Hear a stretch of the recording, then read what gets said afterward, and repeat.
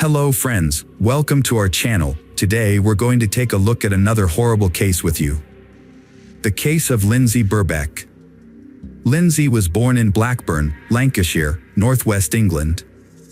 She and her husband, Tim Birbeck, separated in July 2018, but they continued living together until March 2019. At that time, Lindsay moved to a new home on Burnley Road in Hanco.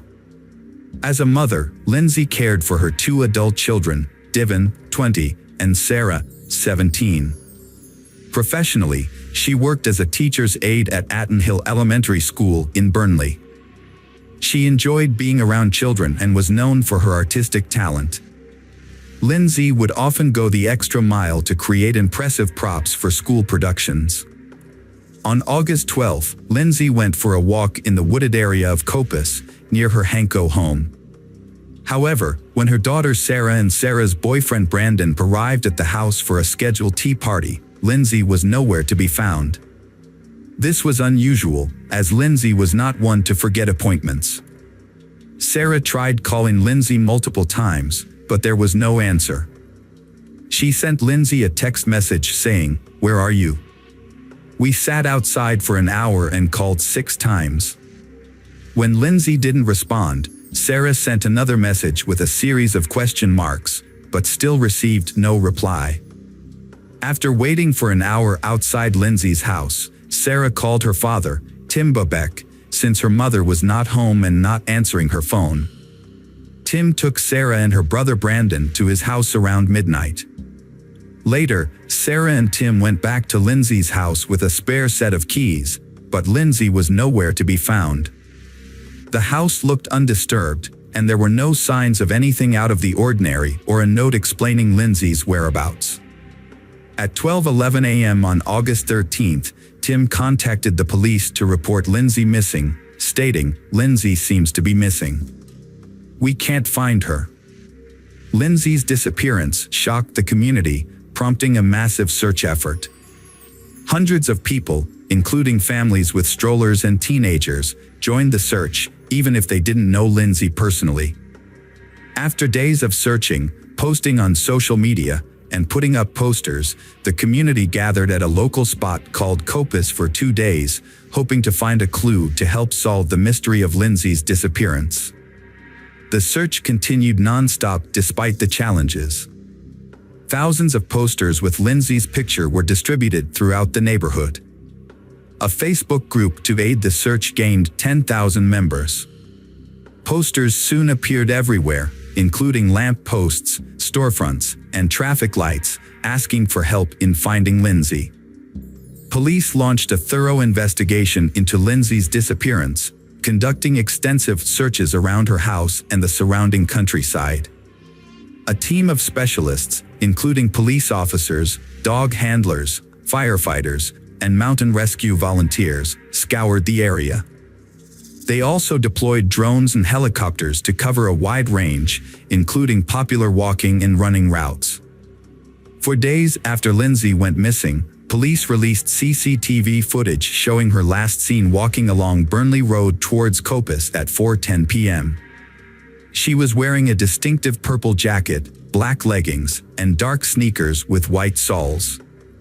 As a week passed since her disappearance, hopes of finding Lindsay alive began to dwindle. Despite the efforts of the police, her whereabouts remained a mystery.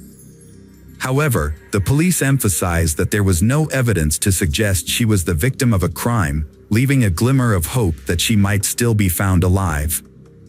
That evening, hundreds of local residents joined forces for the first mass public search of Coppice, following a rallying call on social media. A local resident's dog ran into the woods at Arrington Cemetery, prompting its owner to follow. The dog didn't respond to its owner's calls, instead hiding its head in the bushes and sniffing at something. As the owner approached, they felt something soft underfoot, which frightened them. A terrible smell and swarming flies surrounded a plastic bag, with what appeared to be a foot visible.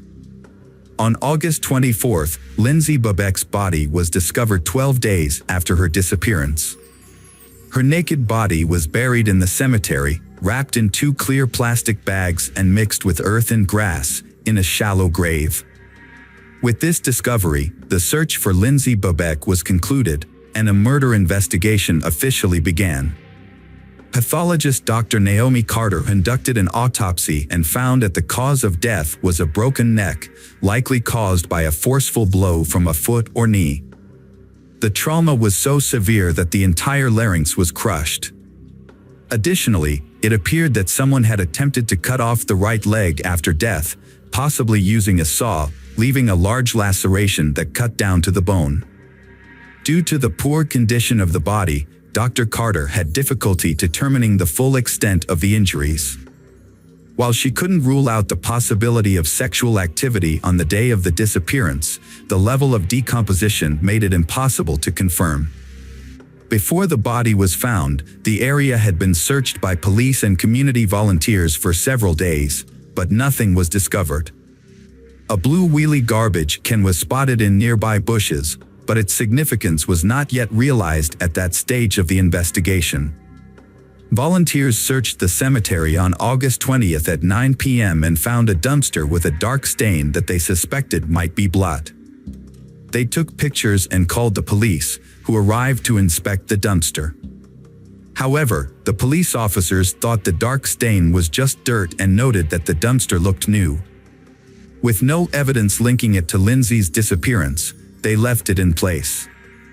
Other clues were found in the cemetery but weren't immediately considered significant. Christine Alderson, a local resident, discovered a bloody cloth on the grass on August 18th while walking her dogs.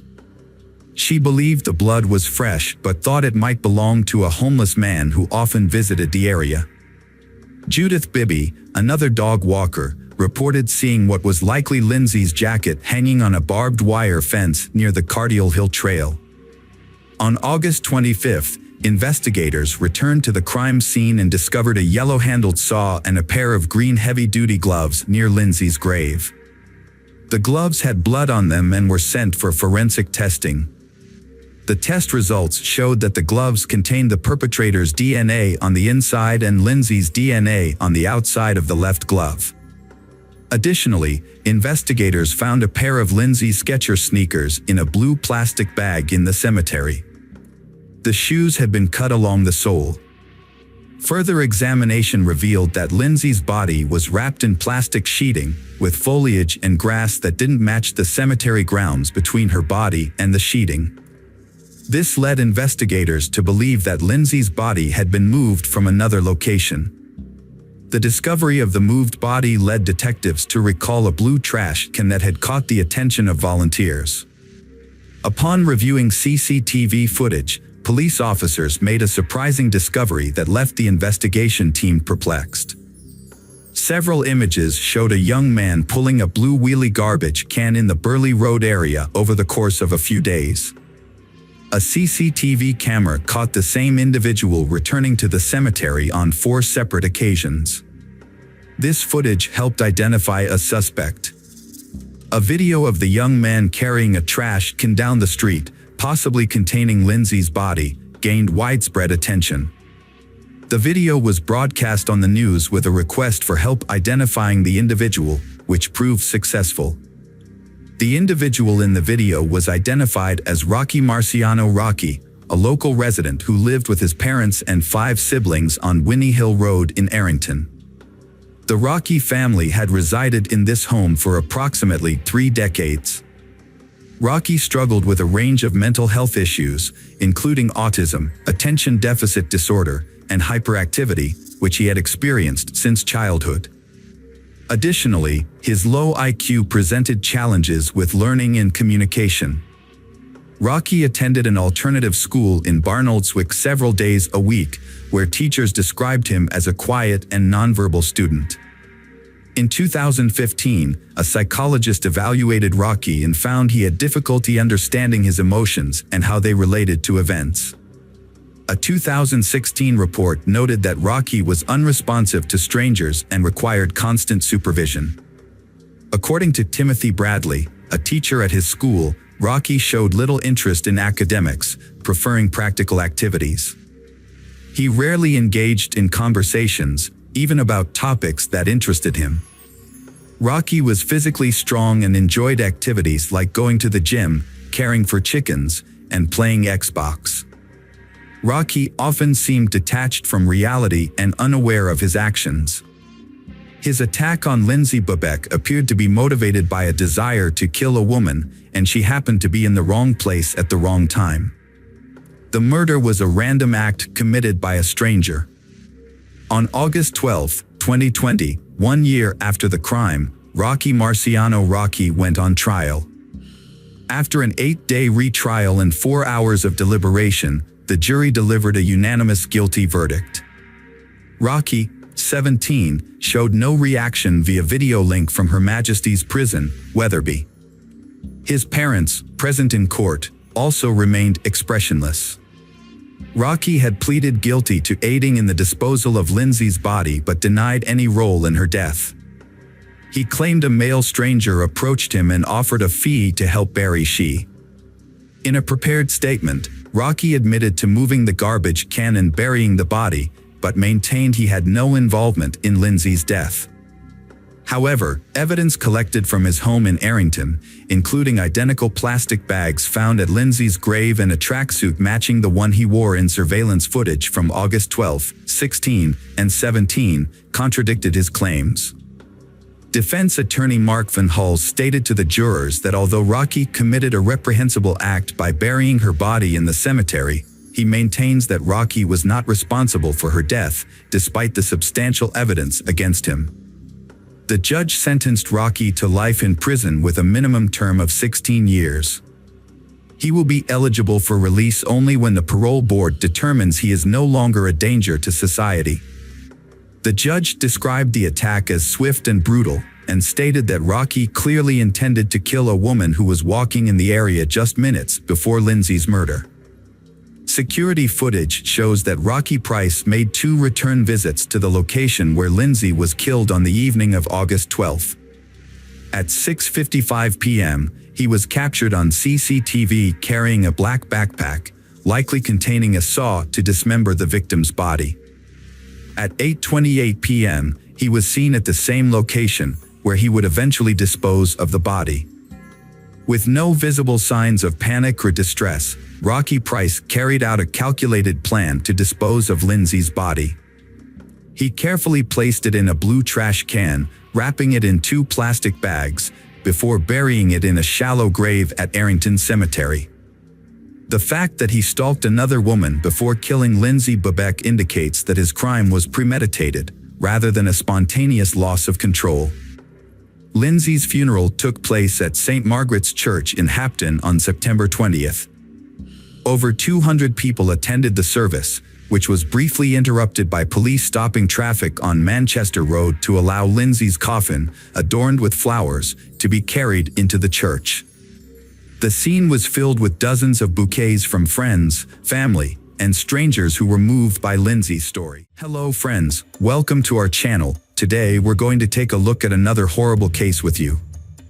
The case of Shanynthia Gardner. Shanynthia Gardner was born in Memphis, Tennessee, in the late 1980s. Shaninthia's childhood was relatively ordinary. She was a beautiful, slender, curly-haired brunette with a talent for music and a creative spirit. She had a gift for composing songs and singing, which earned her local recognition and fame. Her love for music was just one of her passions. In addition to singing, Shanynthia enjoyed fashion and photography.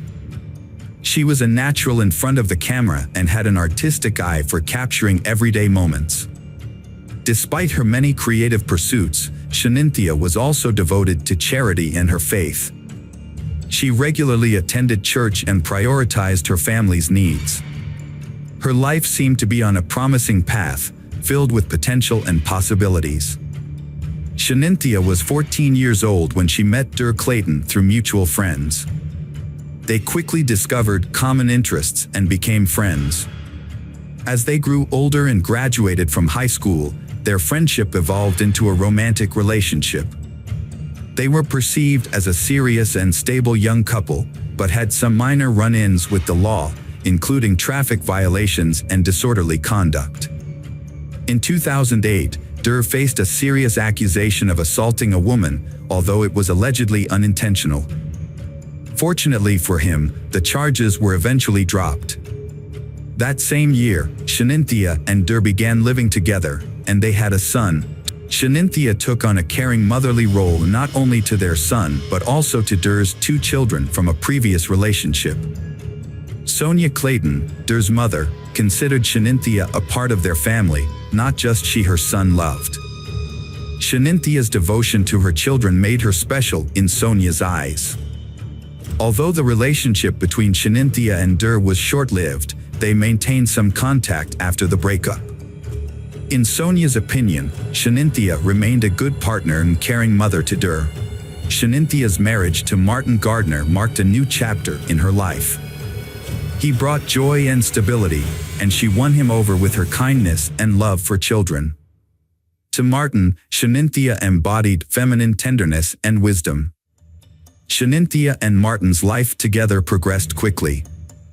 In September 2013, they moved into an apartment in southeast Shelby County and started their life together. After their wedding, they welcomed their first child, Telone. The following year, Saya was born, and soon after, 2 more girls, Savi and Yazzie, joined the family. In total, Martin and Shanynthia had 4 children together, in addition to Shaninthia's child from a previous relationship. For the young mom, her children were always the top priority. She enjoyed her part-time work at the Children's Hospital and was also actively involved in a center that raised funds to support children in need. Helping others was her true calling, and she dedicated her life to it with gratitude.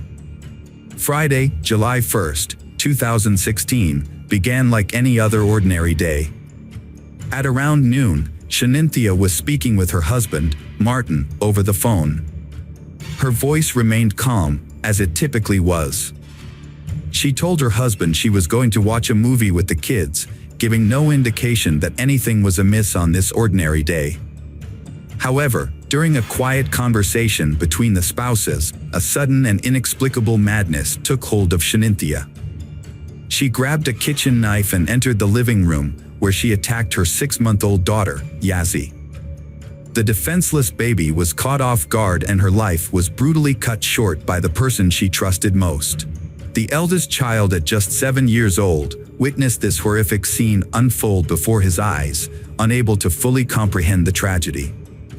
Panicked and desperate, he fled the house. Shanynthia pursued him, still armed with the knife, intent on continuing her rampage. She chased after Dur, but his terrified screams caught the attention of the neighbors. A couple of neighbors rushed outside after hearing screams and were met with a horrific scene that would haunt them. Shanynthia stopped attacking Dur when she realized she was being watched. However, the horror was far from over. Chania went back inside the house, where her children, Savi and Telone, were waiting. In a state of distress, she went upstairs to the bedroom where the younger children were, marking the end of their innocent lives. The witnesses quickly called emergency services, requesting help for Dur and his siblings. At that moment, no one could have predicted the tragic outcome that awaited the quiet neighborhood. When the sheriff's personnel arrived, they were confronted with a gruesome scene. Inside the house, they found 4 lifeless children, covered in blood. The sight was shocking. Shanynthia calmly called her husband, Martin, and confessed to killing their children. The house was now filled with blood and horror. The investigators had obtained a bloody knife. Chaplains and specialists were called in to provide support to Dur, who had endured unimaginable trauma and required immediate attention. The sheriff's department launched a major operation, cordoning off the apartment complex, including the golf area and country club. Shanynthia was taken into custody without bail, and her trial was swiftly scheduled for July 5th. Despite the heinous nature of her crimes, Shanynthia was still a mother and partner, someone who had once nurtured love, care, and joy. A friend of Shanynthia, Michelle Jaiman, actively defended Shanynthia on social media, countering the unjust accusations and emphasizing a key factor: postpartum depression. The case sparked discussions, with Dr. Joel Rissman, a psychiatrist at the University of Tennessee Medical Center, noting that mothers killing their children is rare and often linked to mental health problems. Dr. Rissman also highlighted the state's insufficient mental health funding, which frequently leaves families without vital support. Dr. Diane Barnes, a specialist in psychology and postpartum health, clarified the distinction between postpartum depression and postpartum psychosis. She emphasized that these are two separate conditions with distinct symptoms. Although the exact nature of Shaninthia's condition required further examination, Dr. Barnes expressed skepticism that a woman experiencing postpartum depression would commit such acts, instead suggesting psychosis as a more plausible explanation. Dur's father did not believe Shaninthia was guilty. Although he was not his son's guardian, he was able to visit him after his relationship with Shaninthia ended, but this stopped in November 2014. He noticed Shaninthia becoming more radical and controlling. His attempts to contact his son were unsuccessful, and he was excluded from his life. Those close to Shaninthia noticed a significant change in her. She began experiencing discomfort, which turned into anxiety, paranoia, and panic attacks. Her behavior became unpredictable, and some suspected postpartum depression. This was a shock, as Shaninthia was seen as strong and dependable. She had always been in control, but now seemed to be struggling. Shaninthia's sudden change in behavior in March 2015 left many people baffled. At first, her friends and family couldn't understand what was happening. One day, she left work early, picked up her children, and drove them down an unfamiliar road, away from their home. Her husband, Martin, thought she was just going for a walk in a park, which was a normal part of her daily routine, so he wasn't immediately concerned. However, as the hours went by, Shaninthia never came home, which worried Martin greatly. He decided to alert the authorities to look out for his wife, who was driving with their 5 children. Shaninthia drove over 74 miles east, from Memphis to Corinth, but it's unclear why she chose that destination, as she didn't know anyone there. She was later found in the emergency room of St. Francis Hospital, but the police didn't explain how she ended up there. Shaninthia had superficial cuts on her neck and one wrist. If she had attempted to harm herself, her children were the only witnesses, but they were too young to understand what was happening. Eventually, the authorities brought Shaninthia home. However, her behavior became even more unusual after that. She told Martin that someone was threatening her and their family, which shocked him, as she provided no details about the supposed threat or who was behind it. There had been no previous incidents of this kind. When Shaninthia was with family and friends, she began complaining about her job and workload, claiming it made her feel terrible. She soon started saying that some co-workers wanted to harm her. Despite these strange claims, Shaninthia showed no signs of being violent or abusive towards her children or others. The investigation into Shaninthia Gardner's case proved to be a challenging process. Craig Morton, her defense attorney, opted not to discuss the case with the media in its initial stages, deeming it premature for such comments. During the court hearing on July 5, 2016, Shaninthia remained silent, appearing via video link. Despite being questioned by Judge Lambert, she refrained from speaking. Following the trial, Shaninthia was transferred to the Mental Health Institute. Her relatives attended the courthouse but chose not to speak with reporters.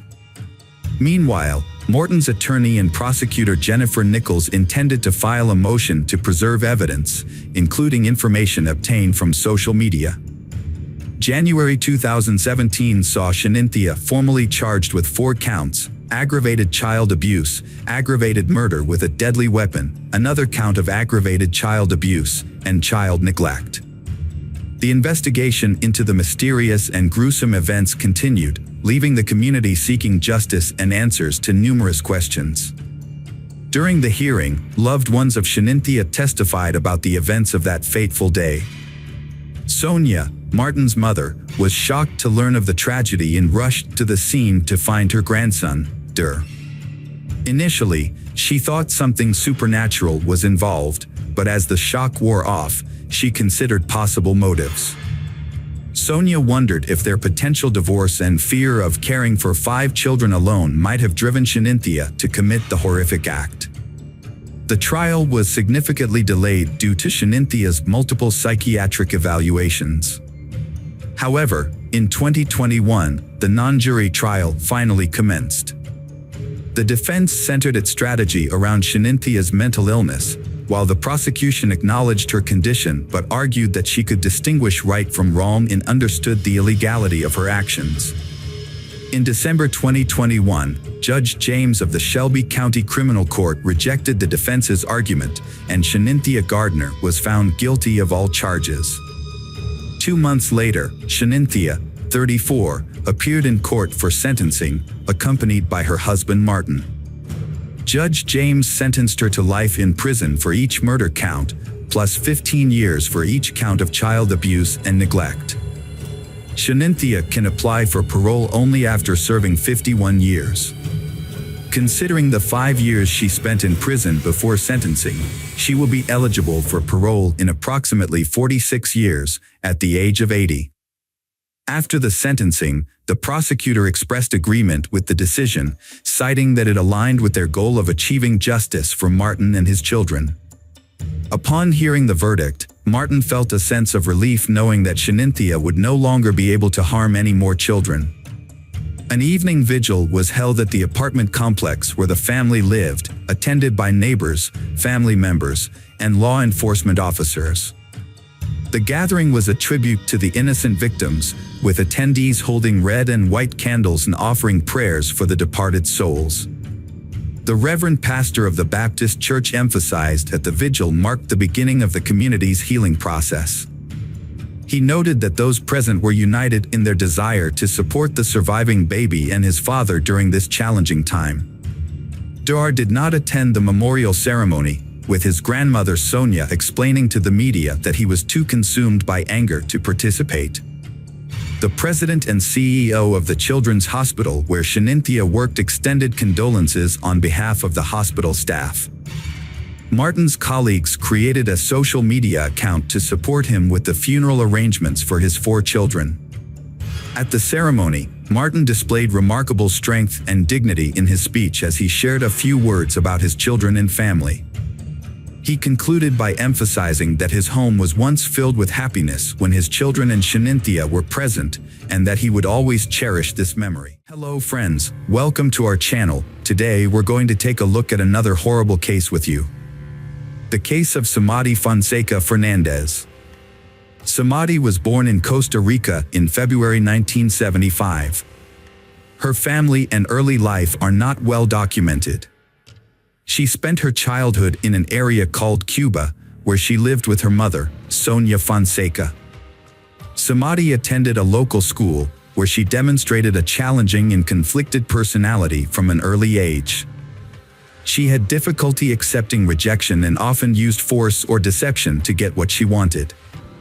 People who knew her recall that Samadi's striking appearance and perfect figure made it easy for her to charm men, but she struggled to maintain relationships.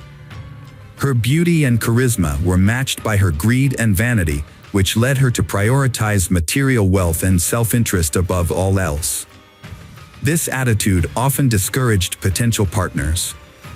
Additionally, Samadi became intensely jealous and aggressive after brief relationships. Samadi's doll-like appearance led to her working as a Barbie lookalike at a large Universal bookstore for several years. This earned her a flattering nickname that stuck with her throughout her life.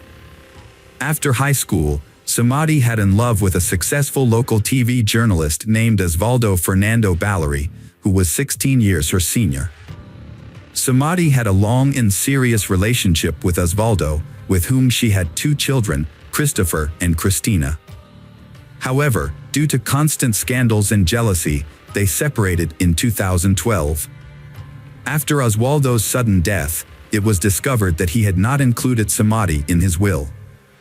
Samadhi took matters into her own hands and seized Oswaldo's house, changing the locks to prevent his relatives and heirs from entering. She also took some valuable items that belonged to Oswaldo. His family members were outraged and went to court to accuse Samadhi of theft. The police eventually forced Samadhi to leave the house, but she was not charged with a crime. Samadhi had other relationships, including one with Miguel Angel Perez, with whom she had a daughter named Maria. This relationship was reportedly official, but ended in divorce after a few years. Samadhi allegedly gave her youngest daughter her lover's surname without his knowledge or consent, contradicting claims that she was unmarried at the time. Interestingly, some of her lovers have mysteriously disappeared or died under unclear circumstances, yet this trend went unnoticed for a long time.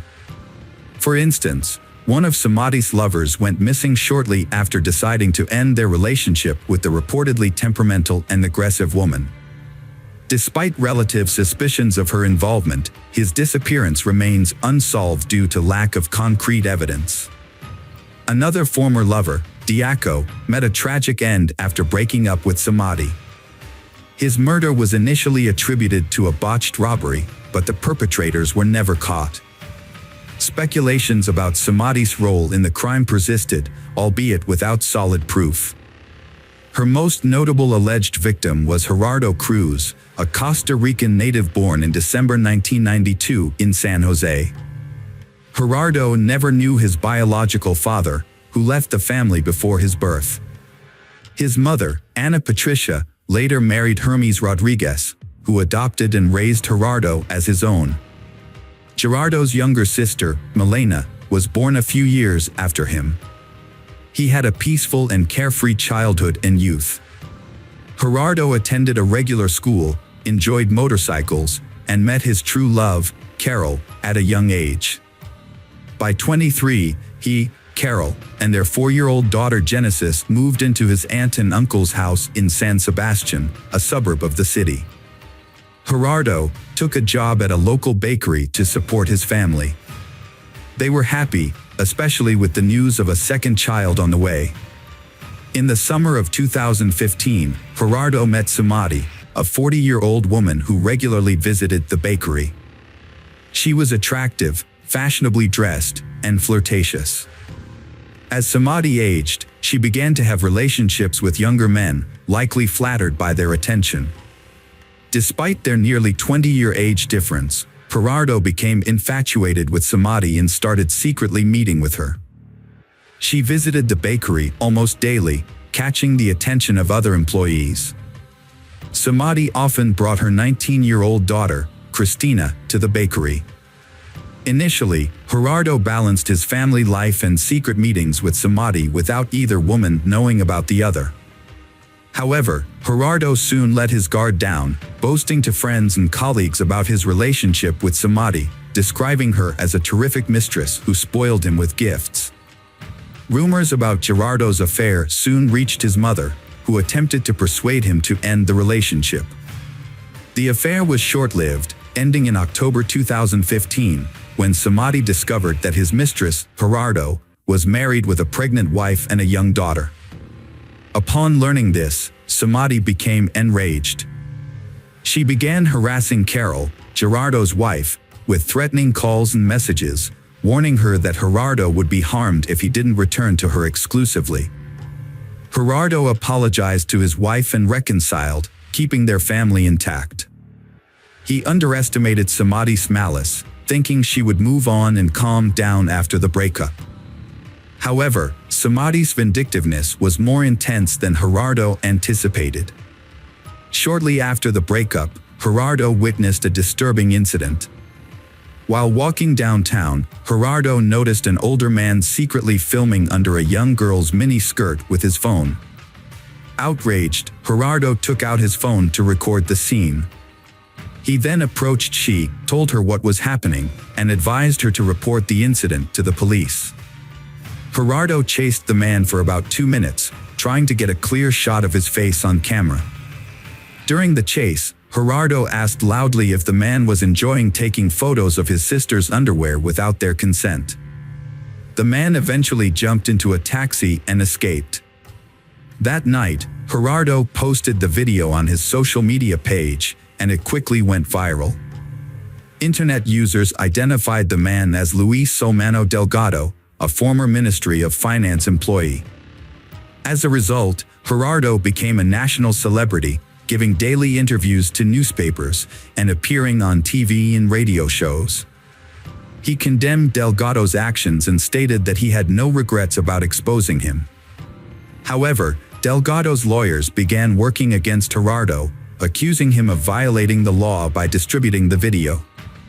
They prepared a lawsuit against him, which left Gerardo surprised and confused. He couldn't understand why he was being judged for exposing his actions, rather than the man being held accountable for his behavior. Gerardo's last interview was on October 7th at a local radio station. Feeling confident and believing he had nothing to hide, he spoke openly. The following day, Gerardo had plans to meet his friend Oswald after work, but he suddenly canceled, citing an unexpected emergency. It was later revealed that he had received a message from Samadi, luring him to the park that evening under the pretext of another interview. Gerardo had no reason to suspect anything was amiss and trusted his former lover. After finishing work, he went to the agreed meeting point, but instead of journalists, two unknown men were waiting. They took his bag, assaulted him, stabbed him multiple times in the chest and stomach, and then fled. Before losing consciousness, Gerardo managed to call a friend and report the incident. The friend immediately alerted the police and medical services. Thanks to the swift response, Gerardo was rushed to the hospital, where doctors fought to save his life for 42 days. He underwent numerous operations, but unfortunately, they were unable to save him. Gerardo passed away on November 19th in the intensive care unit. Initially, multiple theories emerged about the crime. The first theory suggested it was a robbery murder. Gerardo was indeed attacked in a park at night, his bag was stolen, and he was stabbed with a knife, which made it appear to be a typical theft. However, just a few days before, Gerardo had released a sensational video that compromised a well-known former government official, leading to a second theory, that the murder was an act of revenge. The media openly speculated that the former government official may have hired hitmen to kill the young man who had damaged his reputation. The murder sparked intense debate in the press, with protesters demanding that the perpetrators be caught and brought to justice. The police explored various theories, searching for other potential enemies of Gerardo. For months, the investigation stalled. However, in May 2016, a breakthrough came when footage from a street surveillance camera was discovered. The video showed two men fleeing the scene where Gerardo was fatally attacked. These individuals immediately became the prime suspects, and the police worked to identify and apprehend them. The footage proved to be crucial evidence, and once it was made public, the case started to move forward. It was repeatedly shown on news programs, with viewers asked to take a close look as the individuals could be dangerous. Police created rough sketches of the suspects and described their physical characteristics. One of the suspects soon came forward, hoping that cooperating with the investigation would lead to a reduced sentence. The information provided by the cooperating suspect led investigators to several accomplices and the crime's organizers, Samadi and her daughter Christina. All individuals involved in the crime were eventually taken into custody. Those arrested included Ronald Archie, a cab driver who helped locate the perpetrators, Cesar Chavez, a laborer who acted as an intermediary, and Omar Costa, a young miner who directly participated in the attack and had been tracking the victim on the day of the incident. The investigation revealed the roles and connections of all parties involved through phone records and text messages. Samadi, who had meticulously planned the crime, had enlisted the help of her daughter Christina. Together, they recruited friends Ronald and Cesar to find hitmen to kill Gerardo, staging it to look like a botched robbery in a nighttime park. They were later joined by Omar, who was responsible for ensuring the victim went to the pre-arranged location. Samadi personally chose October 7th as the date for the massacre. On that day, she was in frequent contact with all parties involved, assigning roles and verifying that everyone adhered to the plan. Gerardo was attacked, stabbed multiple times, and robbed of his bag and jacket. These stolen items were later given to the police as evidence. The primary evidence against Samadi was a series of text messages detailing the murder plan and each participant's role. Samadi was so confident she wouldn't get caught that she didn't bother deleting the incriminating messages. Her motive for the crime was jealousy. She didn't want to share her lover with his wife. If she couldn't have him, no one would. She carefully planned the crime, involving her own daughter, who assisted her throughout.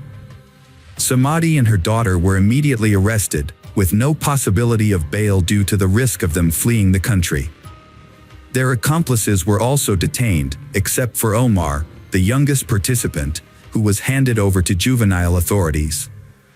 The investigation spanned a year and a half, concluding in December 2017 when the trial of all parties involved in the criminal conspiracy commenced. It was revealed that Samadi had a history of run-ins with the law, including a prior arrest for forging documents to obtain state benefits, for which she received only a fine. New information also emerged about Miguel Angel Perez, ex-husband of Samadi. It was discovered that Samadi had given their child Perez's surname without his consent. She then successfully petitioned the court to order him to pay child support, which he did for over 3 years. However, it was later uncovered that the entire process had been fraudulent.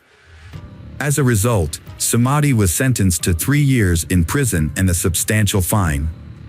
During the trial, Gerardo's wife testified that she had been aware of his affair with Samadi. She stated that Samadi had threatened Gerardo with death, but he had not taken these threats seriously. The primary motive behind the crime, as previously stated, was Samadi's jealousy and wounded pride, stemming from her inability to accept that her younger lover had chosen to remain with his wife.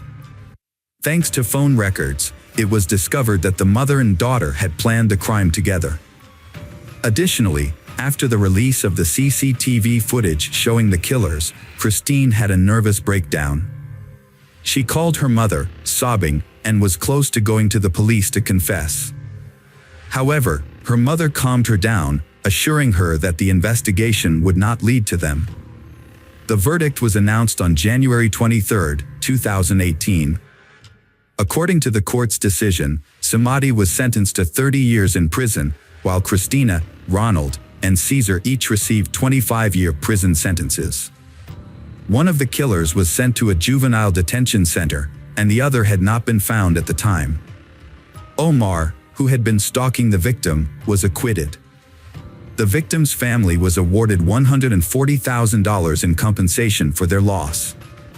After the verdict, the family expressed gratitude to the court for the fair punishment of Gerardo's killers. However, it soon became known that Samadi and Christina's lawyers had filed an appeal to reduce their sentences. As a result, each participant's sentence was reduced by 5 years. Samadi is currently serving her 25-year sentence in a Costa Rican women's prison. Hello friends, welcome to our channel. Today we're going to take a look at another horrible case with you. The case of Kelly Clayton. Kelly Clayton, also known as Kelly Stage Clayton, resides in Cotton, New York. Kelly Clayton had a promising life ahead of her. In high school, she was an exemplary student, excelling academically and serving as a role model for her peers. Her academic achievements were impressive, and she passed exams with ease. Despite her academic focus, Kelly's appearance was often described as model-like, and she could have pursued a career in modeling if she had chosen to do so. Following high school, Kelly enrolled in a teacher training university to become a chemistry teacher, which brought immense pride to her parents. However, after a few years, Kelly suddenly lost interest in her studies. It is unclear what triggered this change, but she eventually withdrew from the university and informed her parents that she no longer wanted to pursue a teaching career. Kelly felt that she was too young to be confined to a life of grading notebooks and managing classrooms. Instead, she expressed a desire to travel and experience life to the fullest. Her parents were disappointed and upset by her decision, leading to a 6-month estrangement from their daughter. Kelly's life took an unexpected turn when she met Tom Clayton at a party hosted by mutual friends. Tom was immediately smitten with Kelly and began showering her with attention. His athletic physique and attractive appearance made him a standout, which wasn't surprising given his successful hockey career. As a semi-professional player for the Jackal team, Tom was known for his strength and aggression on the ice. However, he realized his hockey career would eventually end due to physical limitations. Tom would have to retire and enjoy the game from the sidelines, either by attending live matches or watching his favorite team on television. They continued with their lives, starting by returning to New York to get married. They then moved to North Carolina and eventually settled in the small town of Cato, which had only a few thousand residents. Tom started a franchise that specialized in rebuilding houses damaged by fires or disasters. He also worked for a friend's company in a related field. Kelly, on the other hand, had dropped out of university and was working as a waitress. Although she changed jobs, she continued to work even after having 2 children. Tom's income was sufficient for the family, and Kelly could have quit her job to care for their daughters, but she chose to continue working to earn extra money. She used this extra income to buy toys and pamper her children. On September 28, 2015, Tom went to play poker with his friends, the Millers, as he usually did. He preferred to attend these gatherings alone, as playing for money required a certain level of skill and experience. Additionally, someone had to stay home with the children, and bringing the whole family would have turned the evening into a noisy and chaotic affair, detracting from the enjoyment of the game. That evening, Tom was on a losing streak, but instead of giving up, he tried to win back his losses. He suggested that anyone who wanted to stay and play until morning was welcome to do so, but no one took him up on the offer, and he ended up going home. At home, a horrific scene unfolded before Tom's eyes. His wife lay in a pool of her own blood, severely beaten and, at first glance, appeared lifeless. Panicked, Tom frantically searched the rooms for his children. Fortunately, they were unharmed but terrified. He quickly scooped up his daughters and rushed to his neighbor Derek's house, desperate to shield them from the gruesome sight of their mother's battered body. From Derek's house, Tom called the police, struggling to process the chaos. The officer who arrived at the scene found Tom kneeling beside his wife's body, attempting to administer CPR. However, the emergency medical technicians soon intervened and pulled Tom away, revealing the devastating truth: Kelly had been deceased for an extended period, and nothing could be done to revive her. The house was in disarray, with blood covering both floors. The bedroom showed signs of an intense struggle between Kelly and her killer, who carried out the brutal act despite the presence of children in the house. It appeared Kelly had been pushed down the stairs, as evidenced by the broken banister, and brutally beaten with a blunt object until the killer was certain she was dead. No signs of knife or gunshot wounds were found. The officer filming the crime scene observed that Tom seemed lost and in shock. He wandered aimlessly, briefly entering the room before exiting, and was unable to provide the officer with basic information, such as the location of the children's room or the emergency exit. However, when asked about his whereabouts during the murder, Tom calmly stated he had spent the evening at a friend's house playing poker. The officer, failing to obtain clear information from Tom, proceeded to question the neighbor and the children. Tom's eldest daughter, Charlie, described the perpetrator as a robber. According to Charlie, she and her sister were drifting off to sleep when they heard their mother scream loudly from the next room. Their mother yelled, "Charlie, run away from here," and then the whole house shook violently. They cautiously left their room and saw the perpetrator leaning over their mother, beating her with what looked like a hammer. They ran back into the nursery, blocked the door with a small nightstand, and hid under the bed. Fortunately, the perpetrator wasn't looking for them, as the nightstand wouldn't have been enough to stop him. When asked to describe the perpetrator, Charlie said he was big, like a bear.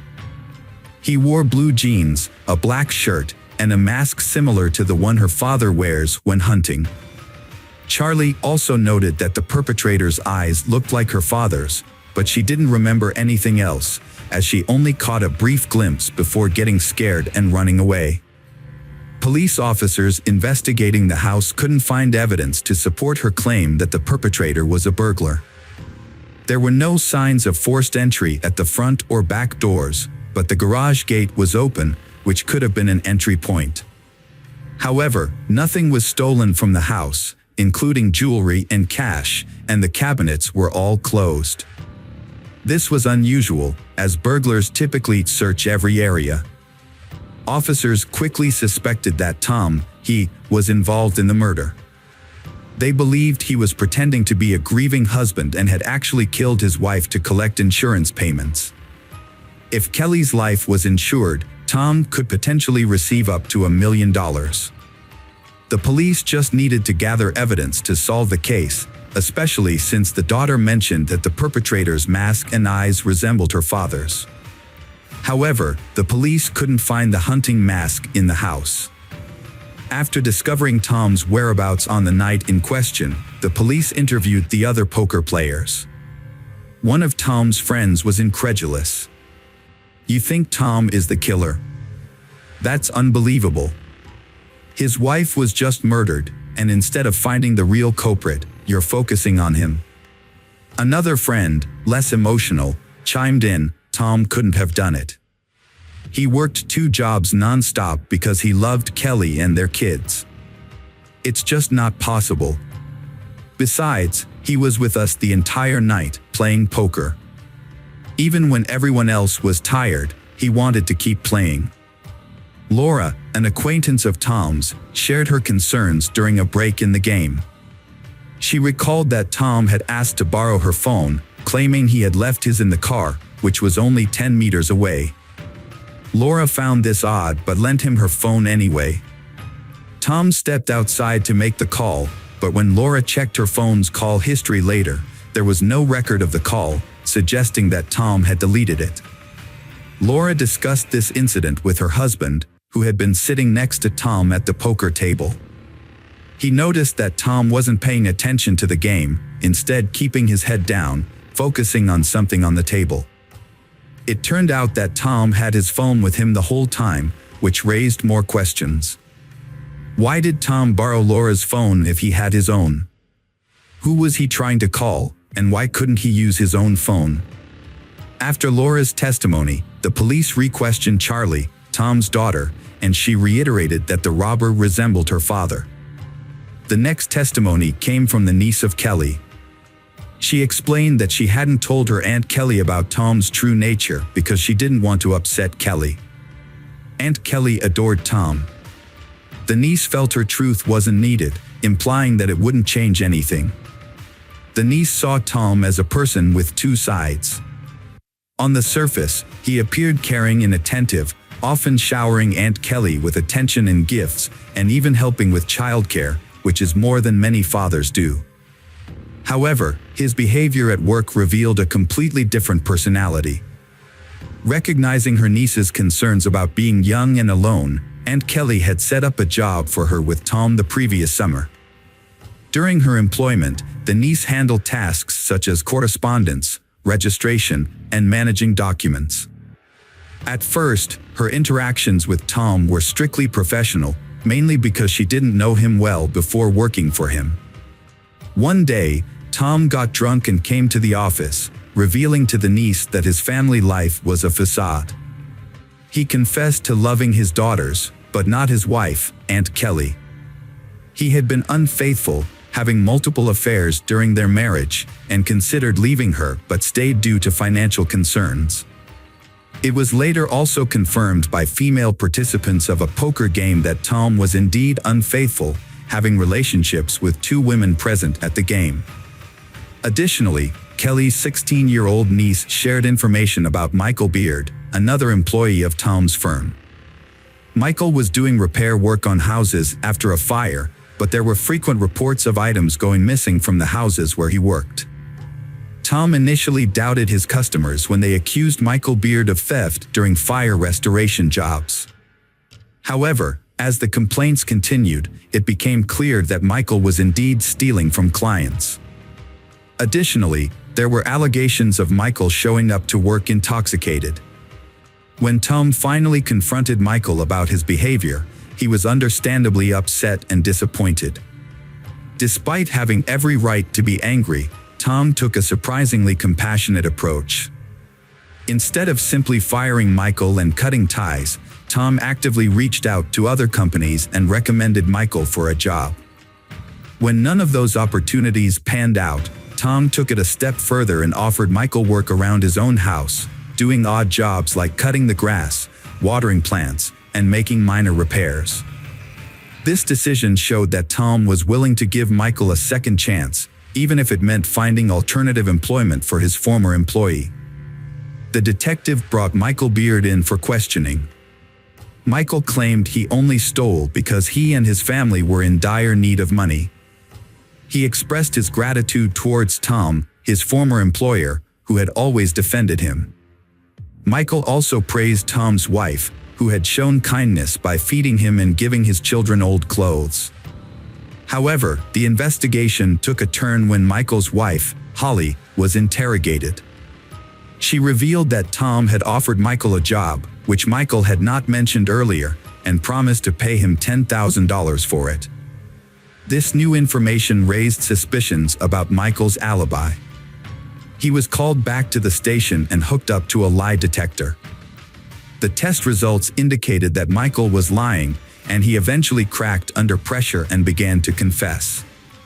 The investigation was sparked by the death of Kelly, which had shaken Michael. He had even attended church to pray for her soul, showing that he was genuinely distraught by her passing. Despite initial doubts about his involvement, the police had released him after the first round of questioning. However, Holly's testimony changed everything. Tom promised Michael $10,000 to kill his wife, Kelly, and make it look like an accident. The plan was for Michael to sneak into the house while Tom was playing poker, strangle Kelly, and then start a fire to cover up the crime. The house was insured for a large sum of money. Michael found 2 cans of gasoline waiting for him in the garage, which he would use to set the fire. He quietly entered the house while everyone was asleep. He crept upstairs to Kelly's bedroom, but she was either awake or woken by the sound of the door. She saw Michael and began screaming. Kelly's screaming startled Michael, and he tried to strangle her. However, Kelly was stronger than she appeared and fought back. A fierce struggle ensued, moving from the bedroom to the kitchen. Michael was surprised by Kelly's strength, which made the fight much more intense than he had anticipated.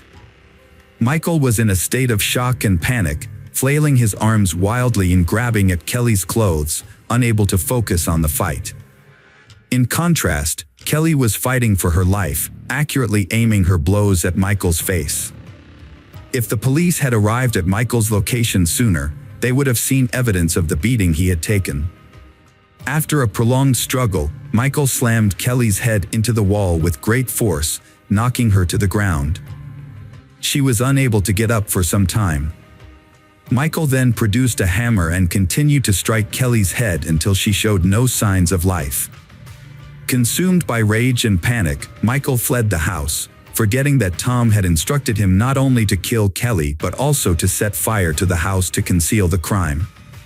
Mark Blandford, Michael's accomplice, was just the driver. Knowing Michael from working together and staying with him, Mark had not been surprised when Michael, known for petty theft, had asked him to drive during a break-in.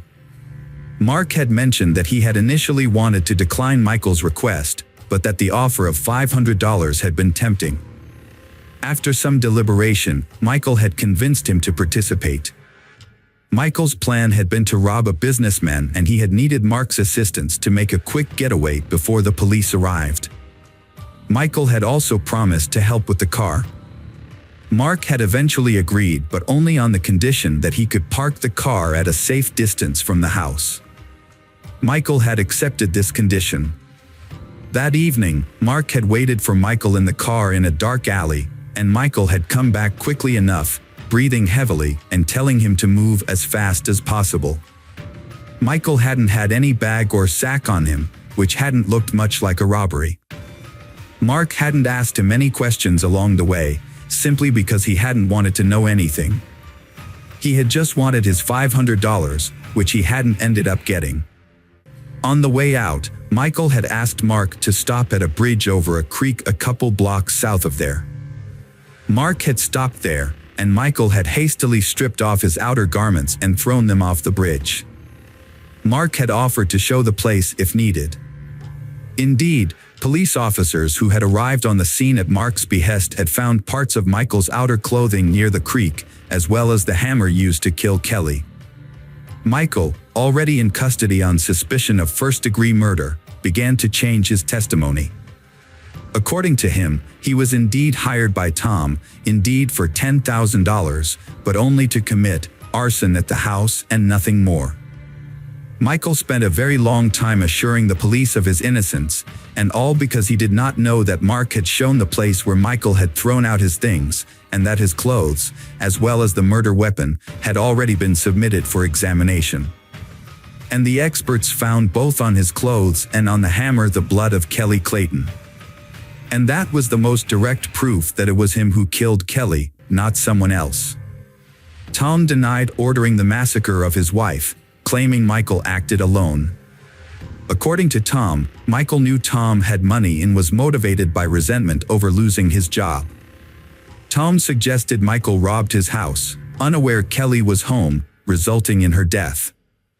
However, Laura, a woman who played poker with Tom, revealed that Tom used her cell phone to make a call.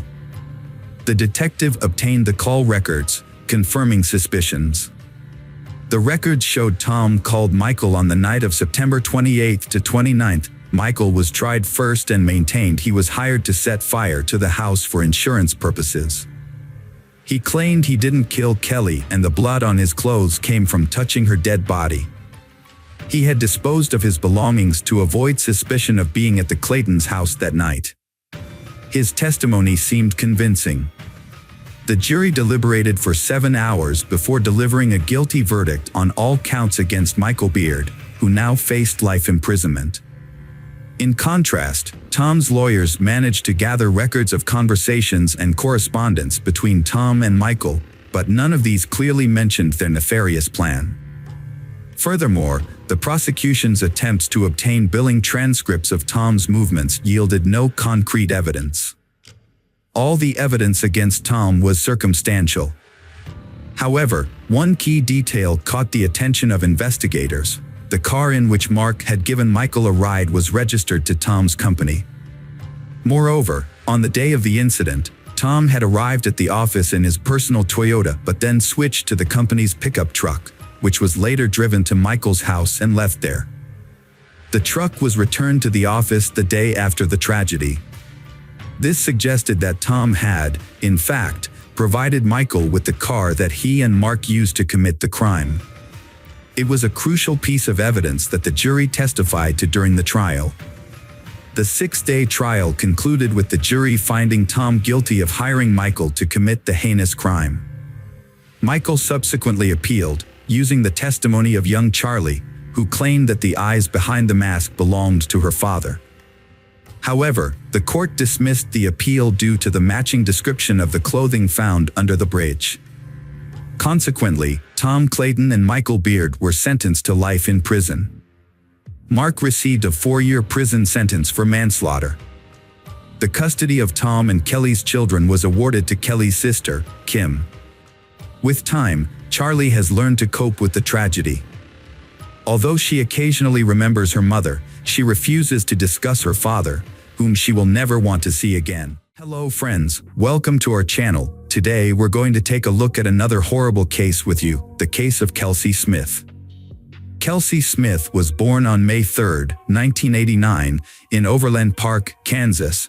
Kelsey was the third of 5 children in a close-knit family.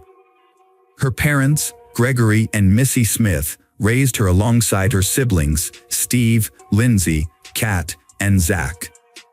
Gregory Smith, the family patriarch, was a retired U.S. Navy veteran and had served in the police force for over 20 years.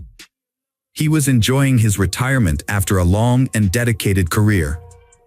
Kelsey grew up in a loving family environment, close to all her siblings. Kelsey's mother, Missy Smith, has dedicated her life to health care, working at a local hospital for many years.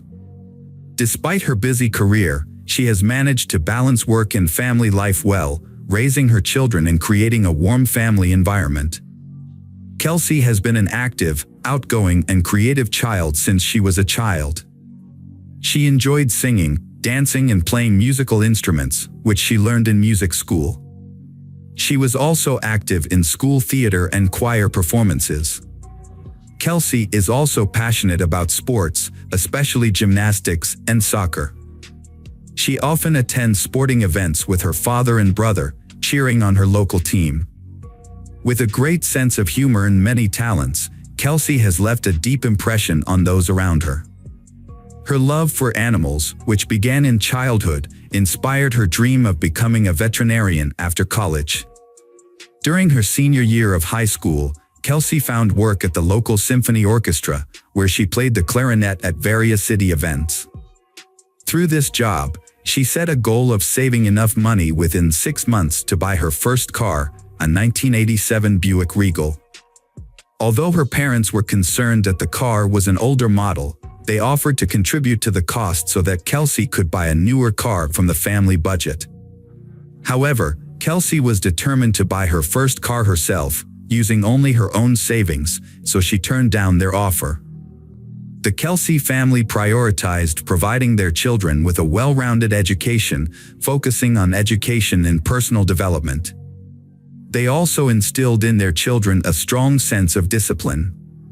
The family had clear rules that everyone followed without exception, including sharing their plans and notifying each other if they would be out late.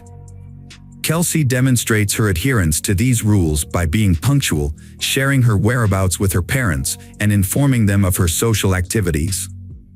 During her senior year, Kelsey began a romantic relationship with John Smith. She describes it as deeply in love and like the relationships depicted in books or movies. They celebrated New Year's 2007 together and have been virtually inseparable ever since. John, who is 1 year older than her, appears to be a responsible and caring partner who treats Kelsey with respect. Both sets of parents approve of their relationship. In May 2007, Kelsey turned 18, graduated from high school, and was accepted into a prestigious university in Kansas to study veterinary medicine. This was one of the happiest times of her life. However, these happy days did not last long. Kelsey attended parties with her classmates to celebrate the end of high school and enjoyed spending time with John. At this point, Kelsey had achieved everything she wanted, got into her dream college, and was in a fulfilling relationship with a wonderful partner who was planning to propose. Her life was bright and happy. However, her disappearance from a shopping mall parking lot on June 2, 2007 changed everything. Kelsey and her boyfriend John were about to celebrate a big milestone, 6 months of dating. To make it special, John planned to propose with a custom-made engagement ring and had booked a romantic dinner for they of them. Unaware of John's plans, Kelsey also wanted to surprise him with a gift. That Saturday, she got ready, drove to a nearby Target Corporation store, and called her mother around 7 p.m. to say she had found the gift but needed a special bag for it. Her mother suggested checking the mall across the street from Target Corporation for a romantic gift bag. Kelsey thanked her mother for the advice and promised to be home soon. John was supposed to pick her up at 8 o'clock. However, after that conversation with her mother never heard from Kelsey again. Kelsey failed to return home. When John arrived at 8 with a large bouquet of flowers, he was shocked and frightened to discover Kelsey's absence. Her parents were equally terrified, as it was unlike Kelsey to ignore phone calls and texts. She had vanished in a busy area during the daytime, and no one had witnessed her disappearance. Kelsey's father and 2 eldest siblings began searching for her. They found her car parked at the Oak Park Mall, which gave them a glimmer of hope that she might still be inside the mall for some unknown reason. However, after thoroughly searching the mall, inquiring with salespeople and security guards, they concluded that Kelsey was not there. Upon returning to the car, they found it undisturbed with no signs of struggle or violence. Kelsey's father, a former police officer, decided not to touch anything to preserve potential evidence, as the car might be part of a crime scene. Kelsey's parents reported her missing to the police the same day, but the police were initially hesitant to start searching right away. They explained that since Kelsey was 18, she wouldn't be considered missing until 24 hours had passed. However, Kelsey's father, who had connections, insisted on an immediate search. He also asked hospitals in the city if a woman matching Kelsey's description had been admitted. That evening, the police interviewed Kelsey's family and John to confirm their whereabouts and rule them out as suspects, a standard procedure in missing person cases. The police also reviewed surveillance footage from the Target store, which showed Kelsey entering the store, browsing, making a purchase, and leaving while talking on the phone to her mother. She was asking her mother about a gift bag and then drove to the Oak Park Mall across the street, as her mother suggested. Kelsey parked her car near the side entrance of the mall, close to the wall. Her car was inspected by experts and appeared to be untouched from the outside. The gift for John was on the passenger seat, and her backpack with personal items, including a tablet and wallet with $300 in cash, was in the back. Since everything was still inside, robbery was quickly ruled out as a motive. It appears Kelsey only left with her credit cards and phone, as everything else was still in the car. There were no signs of struggle, blood, or damage, and the only unknown fingerprint was found on the driver's seatbelt, which did not belong to Kelsey, her family, or boyfriend. The investigation tried to track Kelsey's location through her mobile phone signal, but the device was inaccessible, possibly turned off or damaged. Despite this, it was possible to determine the last known location of the phone to narrow the search area. However, Verizon Communications, the wireless carrier, delayed providing the necessary data for several days. Instead of refusing to cooperate, the company kept promising to look into the matter, which effectively slowed down the process. In 2007, telecom companies were permitted to keep subscriber information from law enforcement, including police and FBI, without a court order. They based this on data protection laws. Not even situations where someone's life was in danger were exempt from this rule. A closer look at surveillance footage revealed a disturbing detail: a mysterious stranger was stalking Kelsey. The man initially did not attract attention because he kept a safe distance and did not interact directly with Kelsey. He was a Caucasian man between the ages of 20 and 25 with dark hair, short and a light beard, wearing a plain white t-shirt and black shorts.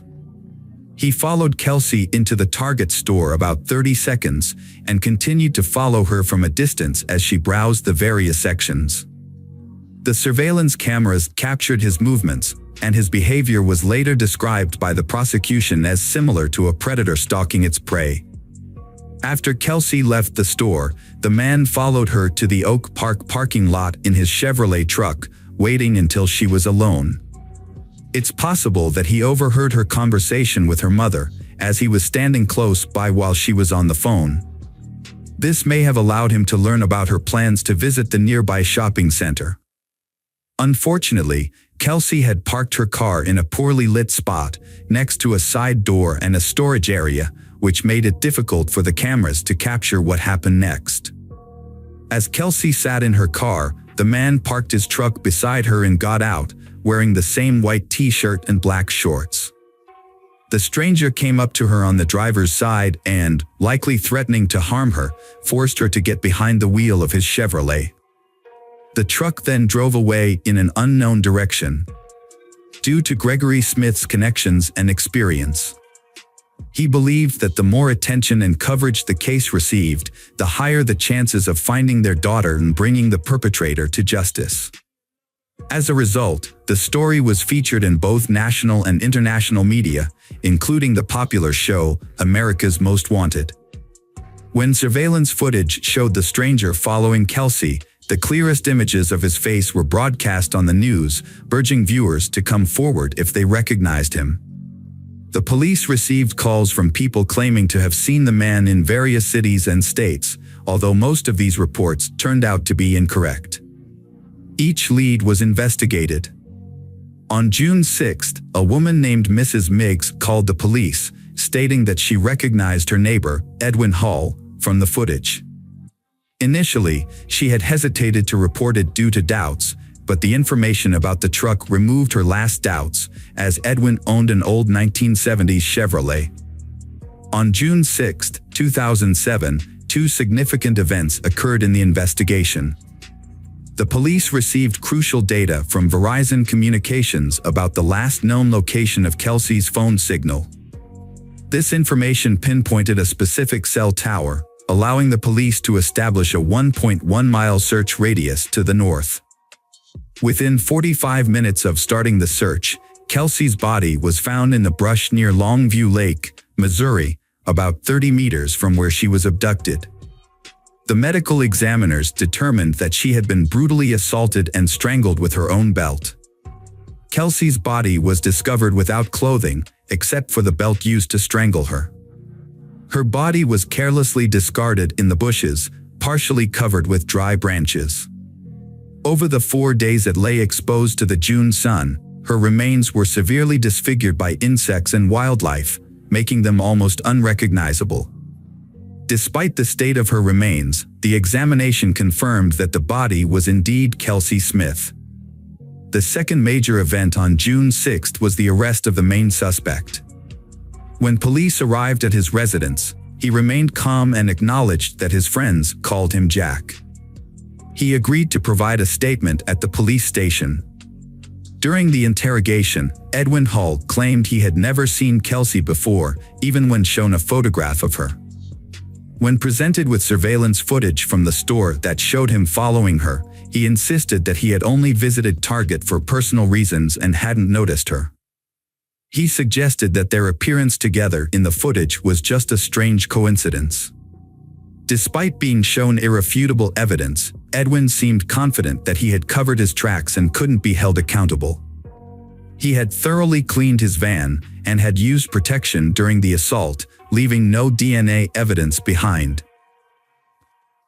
However, Edwin agreed to cooperate with the investigation and provided his DNA sample and fingerprints. A crucial piece of evidence emerged when his fingerprints matched those found on Kelsey's car's seatbelt buckle. A thorough search of his home also revealed a hidden air pistol with Kelsey's DNA on the barrel. Edwin was officially charged with abduction, assault, and murder. A jurisdictional issue arose, as Kelsey was abducted in Kansas but her body was found dead in Missouri. This was important because it affected the potential sentence. In Missouri, Edwin faced the possibility of a capital punishment trial and sentence. Edwin realized the seriousness of his situation and, after consulting his lawyer, decided to confess to the crime and provide details in the hope of a reduced sentence. He described how he had noticed Kelsey entering the store and followed her, getting close enough to overhear her phone conversation about visiting the shopping center across the street. Edwin waited until Kelsey was alone, then followed her to the adjacent parking lot. He was pleased when she parked in a secluded spot near the side entrance. He got out of his vehicle, armed with a pistol, and waited for Kelsey to return to her car. As she was getting into the driver's seat, he prevented her from closing the door. Kelsey had already pulled out the seatbelt, and Edwin allowed her to buckle up, leaving his fingerprint on it. Edwin then put the pistol barrel in Kelsey's mouth, threatening her to move to his vehicle's driver's seat. Kelsey drove Edwin's truck while he aimed the gun at her and gave her directions. When they reached a remote area at the state border, Edwin ordered Kelsey out of the truck and led her into the bushes. There, he assaulted and strangled her with the belt, then covered her body with branches. He thoroughly cleaned his truck to eliminate any evidence of Kelsey's presence, including fingerprints and DNA. He then hid the pistol, which had Kelsey's saliva on it, in his home, believing it would never be discovered. When questioned about his motive, Edwin failed to provide a clear answer, instead making a comment about the victim's physical appearance. During the investigation, several other women and girls came forward, revealing a pattern of abuse and harassment by Edwin. Further investigation uncovered more instances of Edwin's wrongdoing, including coercing a 14-year-old neighbor into intimacy, harassing a waitress, and fleeing a restaurant without paying. These findings led to additional charges, including corruption of a minor, harassment, and theft. Edwin's lawyer attempted to garner sympathy from the court by highlighting his client's troubled childhood, past victimization, and unstable upbringing. Despite these efforts, the defense was unsuccessful. Edwin's lawyer was the only person to speak in his defense and show support. Notably, Edwin's wife attended all court hearings but chose not to defend her husband, instead sitting quietly in the background. On September 16, 2008, a Johnson County judge sentenced Edwin Hall to 27 life sentences without parole. After hearing the verdict, the defendant apologized to the Kelsey family for his actions and broke down in tears. He is now serving his sentence at the Hutchinson Correctional Facility in Kansas. Hello friends, welcome to our channel. Today we're going to take a look at another horrible case with you, the case of Kaylee Mandotti. Kaylee Mandotti was born on August 20, 1998, in Webster, Texas, to parents Tack Mandotti and Allison Steele. Her family enjoyed a comfortable lifestyle, with her mother working as a scientist and her father serving as an international executive director at MGM Resorts. Following her parents' divorce, Kaylee's mother, Allison, married NASA engineer Lawrence Buten, who resided in Houston. Although Kaylee's parents were separated, she maintained a close relationship with her father and regularly stayed in touch. Her stepfather, Lawrence, adored Kaylee and became a loving second father figure to her. Kaylee was an exceptional individual, cherished by her family and friends. She excelled as a student, team member, sister, and companion, spreading joy with her infectious laughter and kind heart. Throughout her academic career, Kaylee consistently demonstrated academic excellence and actively participated in extracurricular activities. Her diverse interests included horseback riding, piano playing, and theatrical performances. As a Girl Scout, Kaylee spent time exploring the Clear Lake neighborhood with friends and embarking on hikes with her parents. Upon graduating with honors from Clear Creek High School in League City, Texas, in 2016, Kaylee continued to pursue her passions. With a deep love for animals, Kaylee volunteered with a group called Animal Therapy. Her adventurous spirit drove her to seek out new experiences, and she aspired to try extreme sports and explore uncharted territories, always seeking thrilling experiences that brought her joy. At 19, Kaylee was a sophomore at Trinity University in San Antonio, studying communications. She was popular, with many friends, and led the cheerleading squad for the football team. Her beauty and charisma drew many admirers. During a football game, she met 22-year-old Mark Howerton, a tall, athletic professional baseball player. Initially, Kaylee didn't notice Mark, as she was interested in someone else, Jet. However, Mark was immediately smitten with Kaylee, captivated by her large black eyes and charm. Mark and Kaylee started dating in September 2017, despite their first 2 meetings not going well. Friends thought they were mismatched, as both were emotional and quick-tempered. Their relationship was marked by intense arguments and jealousy. Kaylee often had bruises and was afraid to retrieve her phone from Mark, a disturbing sign of the toxic relationship. The situation gets worse when Mark became aggressive, pulled out a gun, and threatened violence. Kaylee knew about her boyfriend's jealous nature and temper, but she would reassure her friends and ask them not to discuss their loud arguments publicly. However, on September 24, 2017, around 1 a.m., Kaylee's roommates had had enough and called the police due to loud noises and a man yelling and threatening violence coming from Kaylee's room. When the officer arrived, Mark was alone in the room, and Kaylee declined to press charges, downplaying the incident as just a lover's quarrel. Kaylee's friends suspected Mark of using controlled substances, which led to his angry outbursts. They recalled an incident where he threatened to throw Kaylee off a balcony and reported it to the police.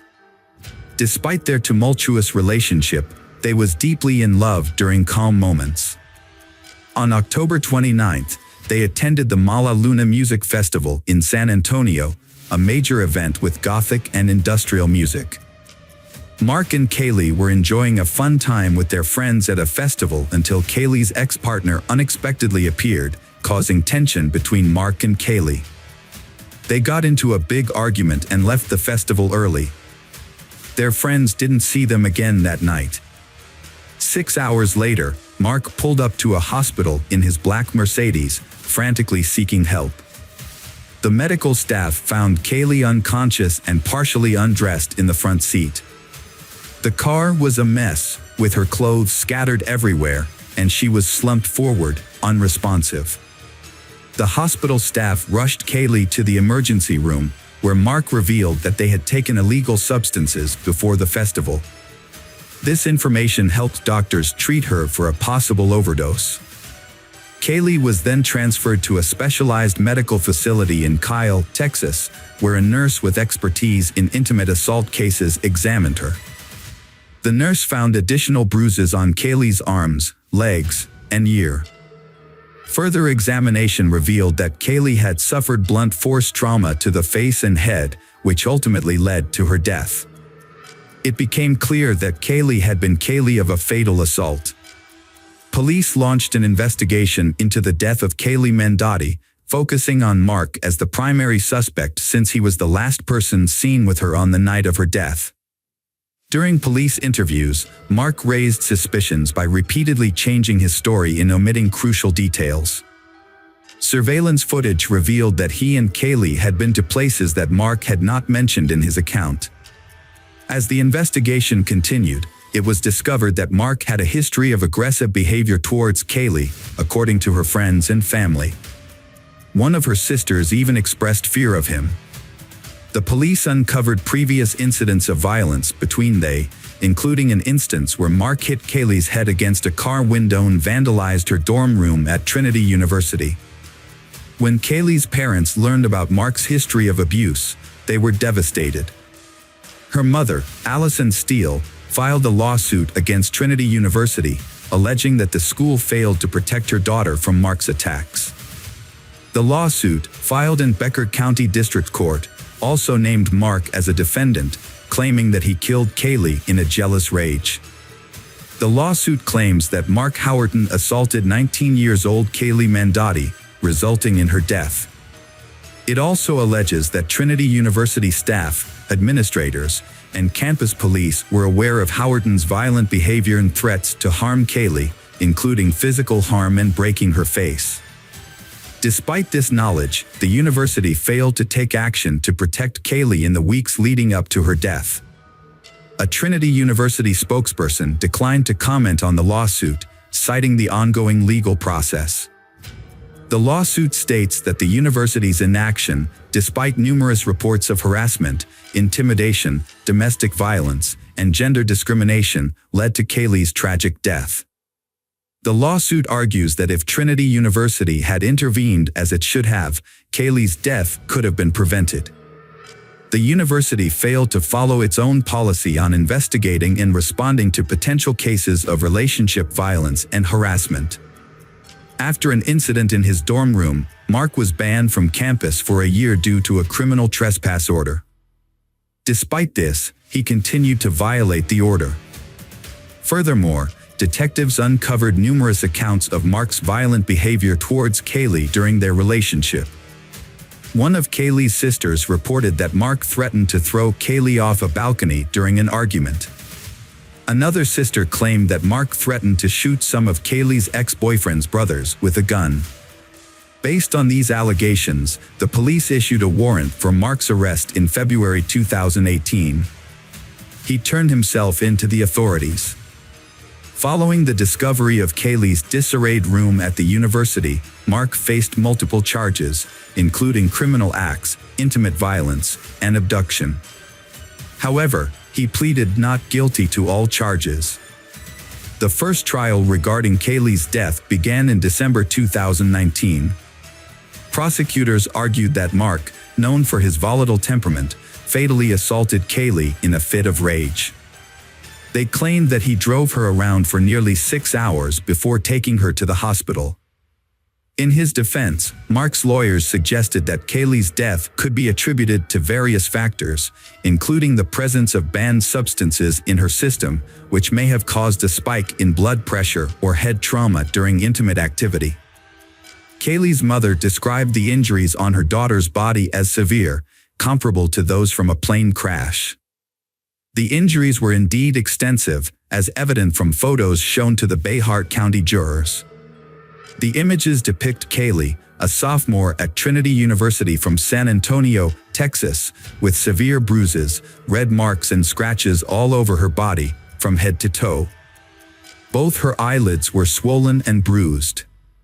Only her back and the back of her legs showed no signs of injury. Dr. Susanna Dana, the forensic pathologist who conducted Kaylee Mandotti's autopsy, took graphics and photographs that revealed a subdural hematoma on the right side of Kaylee's brain. This type of injury is typically associated with traumatic brain damage. Kaylee's father, Tilak Kaylee, became emotional after seeing 2 photos of his daughter in the ICU, where she lay in a vegetative state, surrounded by numerous tubes, with her face barely visible. Dr. Susanna Dana testified about the severe head and facial injuries she found on Kaylee.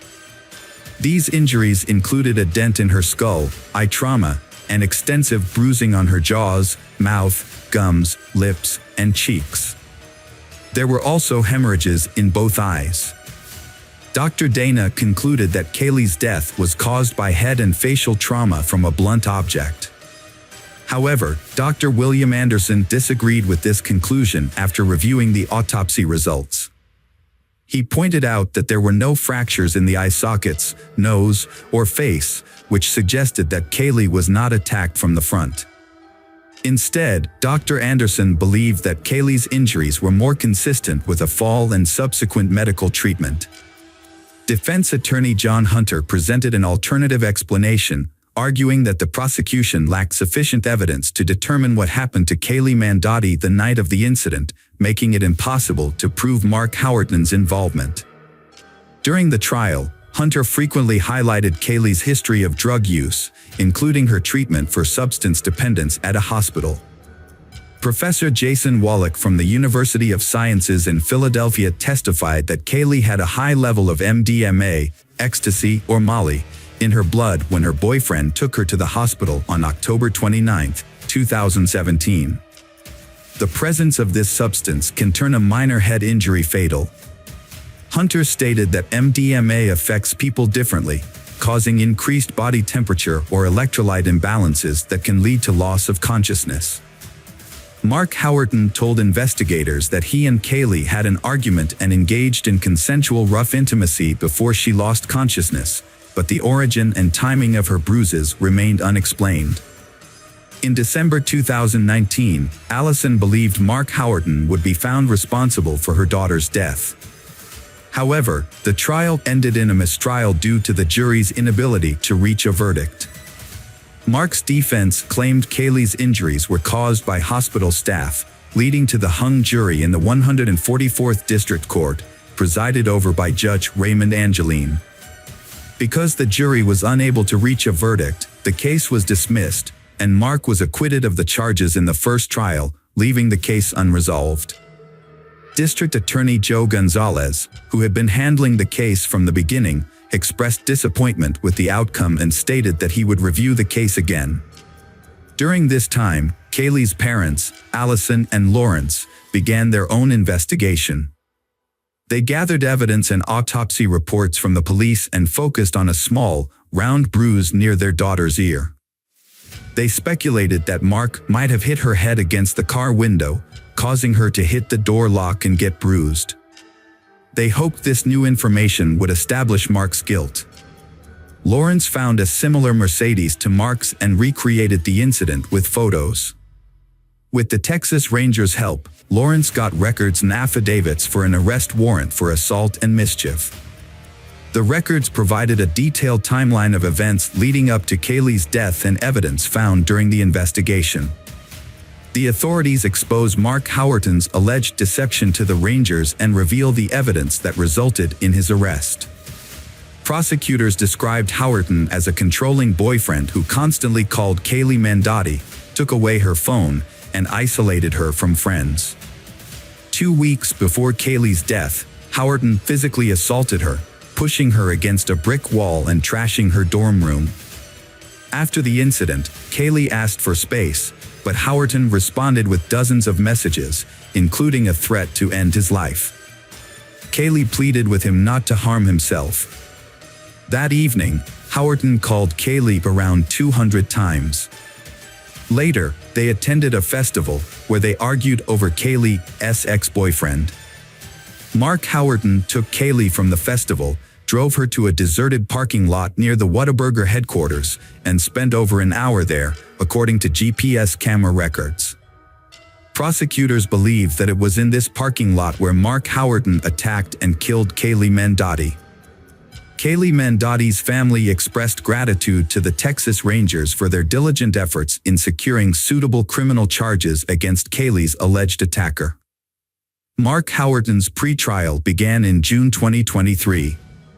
During the trial, the prosecution initially considered presenting a video recorded by Kaylee's parents in the hospital that showed her injuries, but ultimately decided not to use it.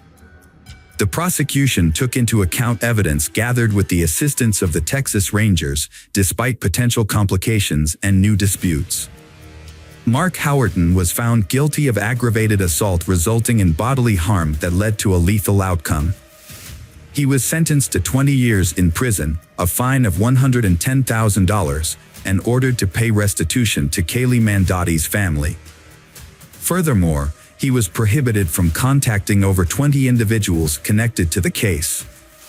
Now over 30 years old, Mark is serving his sentence in the Wilkes County Jail and will be eligible for parole in 2033. The conviction brought some closure to Kaylee's family, but felt the sentence was not enough for their loss.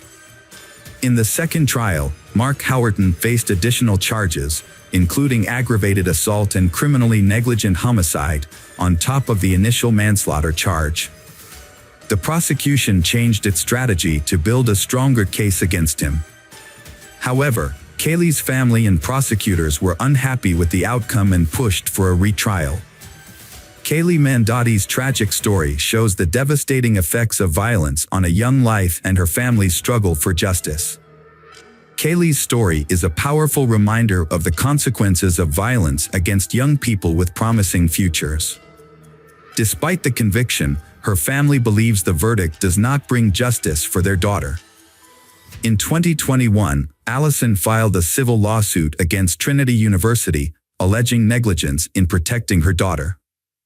She claimed the university failed to inform Kaylee's guardians about Mark Howerton's destructive behavior in her dorm room and took no action against him, allowing him continued access to her daughter.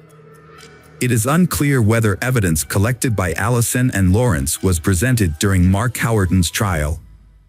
However, in 2023, he was found guilty of aggravated assault causing bodily harm, despite being acquitted of the more serious charge. Prosecutors noted that Kaylee's family was satisfied with the verdict, as it brought an end to the prolonged legal proceedings. Hello friends, welcome to our channel. Today we're going to take a look at another horrible case with you. The case of Gabriella Alcano.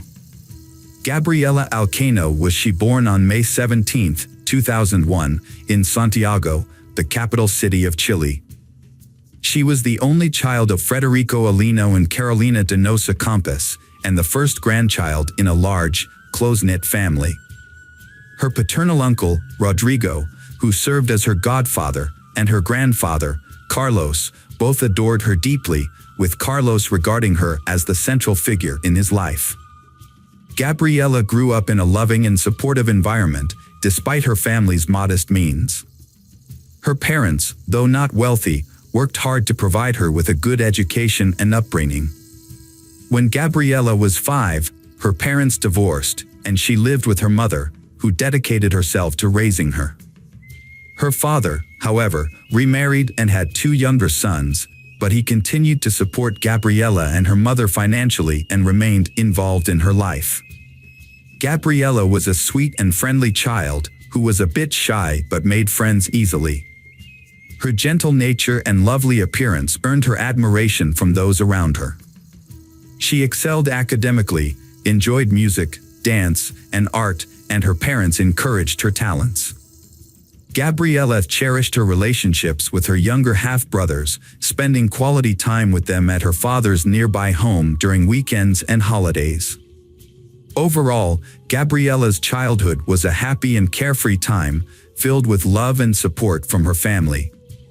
Gabriela's first love was at the age of 15. She fell for Fabian Chasis Aravan, a fellow student who was a year older. At first, their relationship was innocent and sweet. They would walk together, share ice cream, and steal kisses. Fabian came from a good family with well-respected parents who valued education and raised him to be a good person. However, Fabian was a quiet and private person who struggled with social interactions. He would avoid eye contact and turn away from others, leading many to think he was just shy. Gabriela's father met Fabian and thought he was a calm, dependable, and responsible young man. He had a serious talk with Fabian, asking him to take care of Gabriela, and Fabian promised to do so. Initially, Fabian made an effort to be attentive and caring. However, as time passed, a different side of Fabian emerged. He became controlling and cruel, revealing a darker aspect of his personality. Fabian's controlling behavior dominated the relationship. He was intensely jealous and dictated who Gabriela could and couldn't interact with. He monitored her phone activity, insisting on instant responses to his calls and messages, regardless of the time. If she failed to comply, he would throw tantrums, displaying childish and abusive behavior. During the first 6 months of their relationship, Gabriela attempted to downplay Fabian's frequent outbursts of anger and jealousy, believing they would eventually subside. Blinded by her love for him, she tried to meet all his demands and held on to the hope that he would revert to the caring and gentle person she initially fell in love with. Fabian's behavior became increasingly irritable, volatile, and aggressive. He emotionally drained Gabriela, progressing from verbal abuse to physical mistreatment. He would slap her, pull her hair, or grab her hands, often leaving no visible marks. However, bruises would occasionally appear on her wrists and shoulders, evidence of Fabian's rough handling. Gabriela tried to hide her situation, but her loved ones noticed her depressed state and frequent tears. She was no longer her usual cheerful and outgoing self, instead withdrawing from friends and avoiding contact with people Fabian had forbidden her from seeing. Gabriela repeatedly tried to end her relationship with Fabian, but he would not let her go. Despite her efforts to break free, he would pressure her into getting back together. This cycle of breaking up and reuniting continued for over a year, marked by Fabian's stalking, threats, and harassment. In 2017, Fabian got into trouble for physically attacking a classmate outside of school. Although the details of the incident were unclear, he was accused of mistreatment and assault, which could have led to jail time. However, the case was settled out of court, and Fabian was expelled from school. He was forced to complete his education through homeschooling. When Gabriela finally decided to end the relationship for good, Fabian became angry and desperate. He apologized and promised to change, begging her to take him back. However, when she refused, he began to stalk and harass her. He would show up at her school or home, even attempting to climb into her room through the window. He bombarded her with dozens of calls, texts, voice messages, and social media messages, trying to intimidate her into resuming their relationship. Gabriella was determined to end the relationship, despite Fabian's erratic behavior. His messages veered wildly from apologetic to threatening, but she remained resolute. However, Fabian's actions were unpredictable and frightening. He would often vanish for weeks, giving Gabriella a glimmer of hope that he had moved on, only to reappear and resume his harassment. Fabian's behavior was relentless and intrusive. He would follow Gabriella everywhere, showing up unexpectedly and causing public scenes. His outbursts were loud and intimidating, leaving Gabriella feeling anxious and fearful. As a result, she became reluctant to be alone, always seeking the company of friends or family after school. She would often meet her mother at work and travel home with her, or ask her father or uncle to accompany her on trips. This constant vigilance took a toll on Gabriella, leaving her exhausted and drained over several months. A devastating series of events began to unfold for the Elcano family when a burglar broke into the home of Federico's second wife, taking her life in a tragic turn of events. At the time, the children were at school and Federico was at work, leaving her alone and vulnerable. Fortunately, the perpetrator, a neighbor with a prior conviction, was apprehended immediately. Gabriella and her mother rallied around Federico, offering emotional support and helping him care for the children during this difficult time. Although Gabriella's thoughts were temporarily diverted from Fabian, who had gone missing around the same time, she remained focused on her own goals. She was busy preparing for entrance exams, hoping to secure a spot at one of Santiago's most prestigious universities, where she aspired to study journalism or advertising. However, this tragedy was only the beginning of a series of heartbreaking events that would soon befall the Elcano family. In May 2018, Fabian suddenly re-emerged, beginning a campaign of obsessive stalking that made Gabriella feel unsafe in all aspects of her life. He was able to access her property by climbing over the fence and even showed up at places she regularly visited, such as the supermarket and the mall. By early June, Gabriella was so alarmed by his behavior that she sent screenshots of her disturbing messages with Fabian to her two closest friends, including audio recordings where he explicitly threatened her and demanded they restart their relationship. Gabriella was secretly living in fear for her own safety and that of her loved ones, but she chose not to share her concerns with her family to avoid causing them unnecessary worry. On June 10, 2018, the Alino family came together to celebrate a milestone birthday, Carlos's 80th. Tragically, this joyful gathering would turn out to be the last day of life for Gabriella and her mother, Carolina. The evening had begun on a happy note, with the house filled with laughter, music, and the warmth of a big family meal. As they celebrated Carlos's special day, everyone wished him good health and many more years to come. Gabriella played with her younger brothers and her uncle Rodrigo's children, but despite the festive atmosphere, she seemed somewhat preoccupied and distant. Her uncle noticed her unease and decided to approach her, asking if everything was okay and if something was troubling her. Gabriella gave a sad smile and shrugged, but didn't explain why she was nervous. Her uncle chose not to pry, thinking she would open up when she was ready.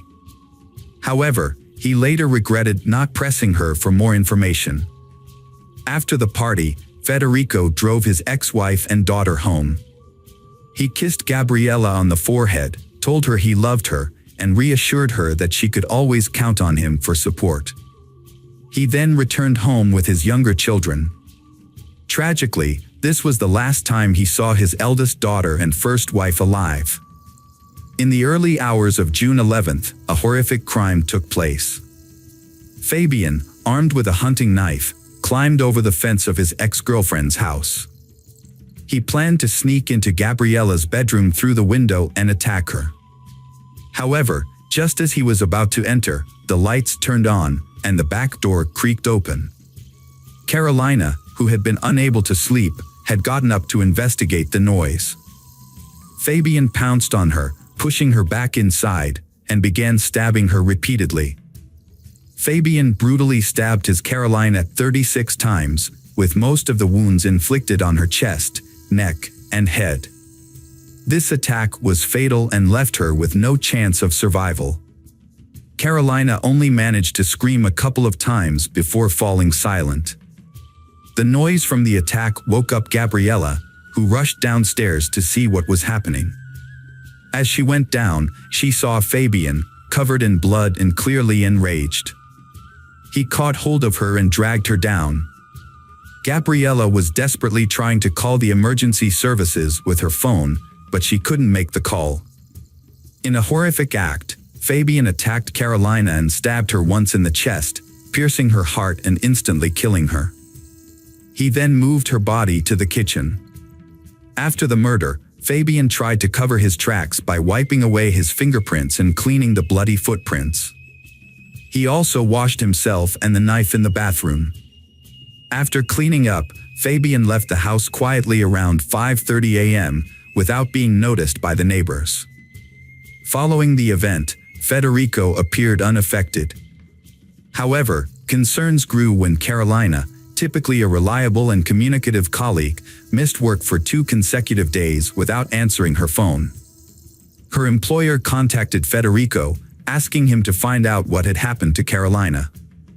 When questioned, Federico was surprised and claimed to have called Carolina, but she was unreachable, as was Gabriella, whose phone was off. Next, Federico phoned his brother, Rodrigo, but Rodrigo stated that he had neither seen nor heard from the missing individuals since their friend's birthday. Following the phone call, Federico decided to pay a visit to Carolina's home. The property appeared uninhabited. Nonetheless, Carolina's vehicle remained in the garage.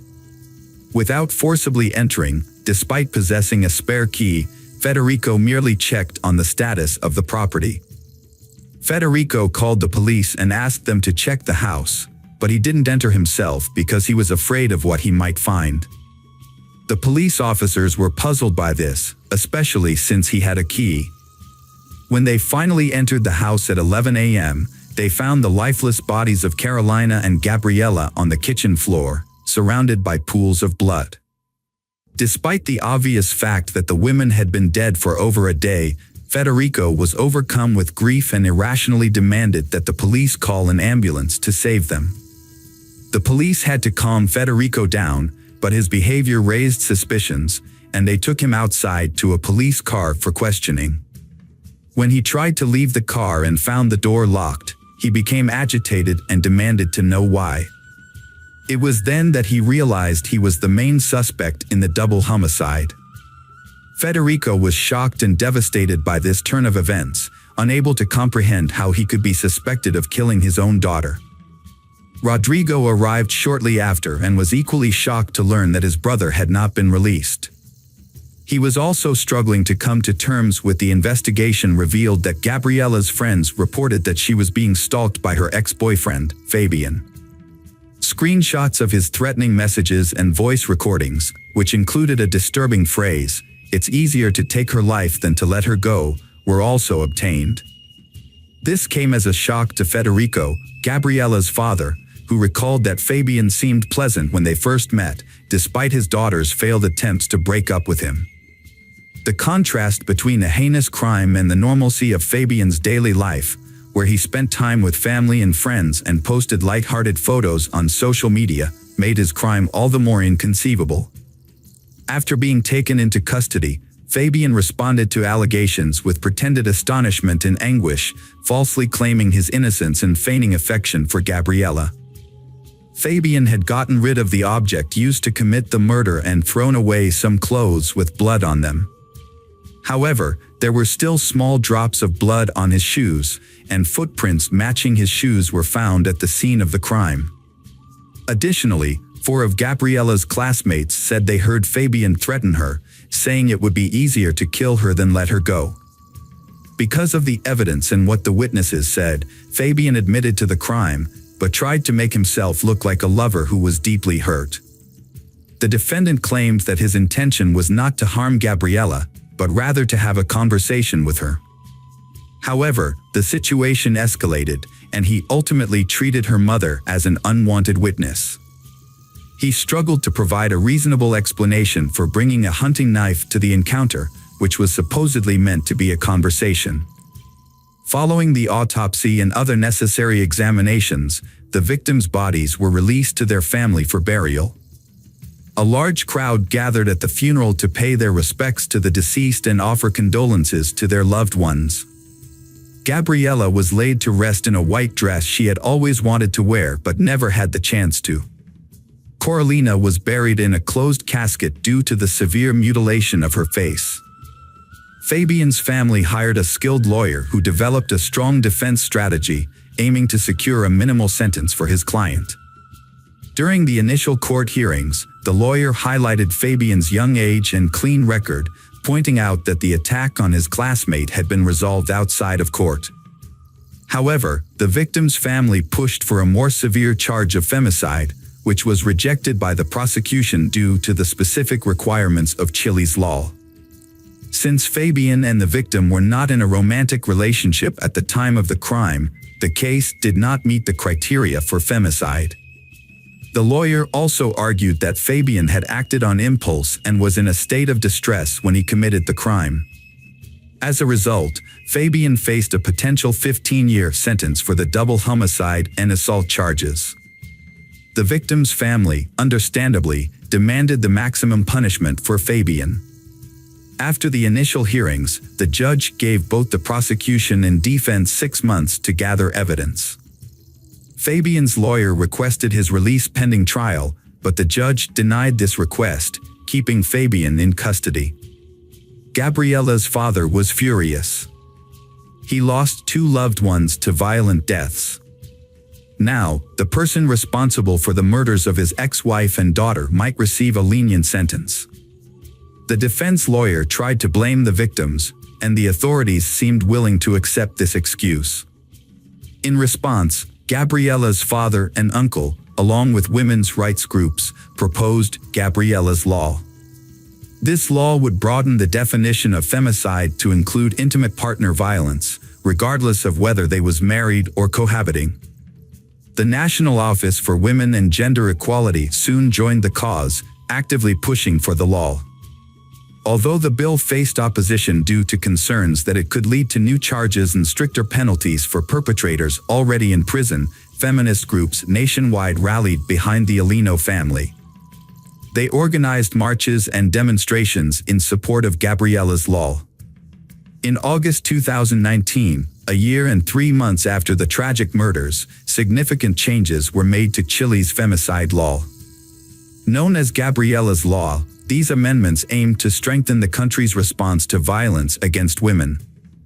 The law now defines femicide as any act of violence, injury, or murder committed against a woman due to hatred based on her gender, regardless of the relationship between the victim and the perpetrator.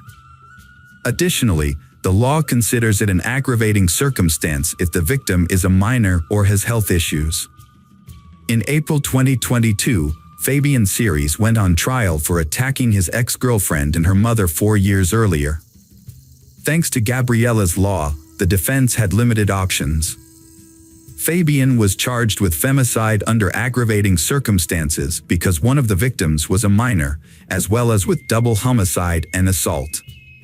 On April 20th, he was sentenced to life in prison without the possibility of parole. After the verdict was delivered, Federico and Rodrigo spoke to the court, expressing their gratitude to the judges for their fair decision. They acknowledged that no punishment could restore the life of their loved ones, Carolina and Gabriella, but emphasized that a life sentence for the perpetrator would serve as a safeguard, protecting other women from suffering a similar tragic fate. Hello friends, welcome to our channel. Today we're going to take a look at another horrible case with you. The case of Paula Salazar. Paula Salazar was born on September 6, 2015, in Venezuela to parents Andrina Bermúdez Millán and Leonardo Salazar. Her mother was from Machorena, Minagas, while her father was from Tucupito, a town in the state of Delta Amacuro. A year later, in September 2016, the family decided to move to Ecuador in search of a better life. However, their new life in Quito, the capital of Ecuador, was short-lived. Just a month after their arrival, the relationship between Andrina and Leonardo began to deteriorate due to various reasons. They eventually broke up, and Andrina decided to move to Cuenca, Ecuador's third-largest city, with Paula.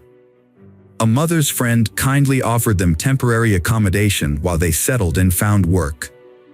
Meanwhile, Leonardo returned to his hometown of Tucupito in Venezuela. After spending some time, Leonardo decided to move to Trinidad and Tobago. At that point, Leonardo had already been dealing with a long-standing disability resulting from a serious motorcycle accident that occurred during his youth, which had left his left arm completely unusable. Leonardo struggled to find decent work due to his physical limitations. After Andrina moved to Cuenca, she almost completely stopped communicating with Leonardo, only informing him once that she had taken a job on a farm in Tapacundo. Some months later, Andrina formed a romantic bond with Washington Andreas Aymaro. Interestingly, Andreas happened to own the same farm in Tapacundo where Andrina was employed. When Paula was around 18 months old, Andrina moved in with Andreas, bringing Paula with her. Later, on April 7, 2019, Andreas and Andrina had a child of their own. The arrival of the new baby brought immense joy and unity to the family. Life was going smoothly for the family, with the farm thriving and everyone enjoying each day. However, their happiness was short-lived. On March 27, 2020, a life-altering event occurred, changing the course of their lives forever. On that fateful day, Andreas took Paula to the flower plantations. During the car ride, Paula suddenly became ill, feeling dizzy and nauseous. Andreas was forced to stop at a public restroom, where Paula vomited again. He decided to leave her alone for a few minutes to retrieve a change of clothes from the car, as Paula's clothes were soiled. When Andreas returned, he found Paula lying with her head in the toilet bowl. He pulled her out and attempted to administer first aid before rushing her to the hospital. However, by the time they arrived, Paula had already passed away. The doctors who examined her body noticed that Andreas' story didn't add up. They found bruises on Paula's body and face that couldn't have been caused by the events Andreas described. As a result, the doctors contacted the police, who arrived soon after and arrested Andreas as a suspect in Paula's murder. The autopsy later revealed that Paula's death was not an accident, contradicting Andreas' claim that she had drowned in the toilet bowl. The autopsy results revealed that she had been dead for approximately 24 hours before arriving at the hospital, contradicting the foster father's claim that he had administered first aid and CPR just 20 minutes prior to hospitalization. The autopsy also showed that she had suffered severe injuries, including broken ribs, multiple microtraumas, a cracked spine, and sepsis, which ultimately led to her death. Paula's death was initially reported as an accident, but an examination of her body revealed numerous injuries, both old and new. Leonardo Salazar, Paula's father, did not learn of her death until 33 days after it occurred. After Leonardo left Ecuador, Andrina began a new relationship and severed all ties with him. As a result, Leonardo was unaware of Paula's tragic fate for 3 days. During this time, he could only keep up with Paula through photos sent to him by Andrina and their mutual friends. Leonardo learned of his daughter's death. But Andrina's family told him a different story, claiming Paula had died from -19 complications. During this time, Ecuador was under quarantine due to the pandemic, like the rest of the world. But unusually, there were very few -19 deaths in the country. Leonardo was naturally skeptical about his daughter's alleged cause of death and quickly began researching Ecuador's -19 mortality statistics, which were publicly available on social media. Leonardo reached out to Andrina every day for 10 days, but she didn't return his calls until he'd been trying to contact her for almost 2 weeks. When they finally spoke, Andrina told him that Paula had died from -19, but she claimed her lawyers wouldn't allow her to share more information. On the same day she contacted Leonardo, she visited the morgue to begin making arrangements for her daughter's funeral. Despite a prosecutor requesting more time to examine the body, the funeral proceeded on April 10, 2020. Andrina refused to allow a second autopsy to be performed.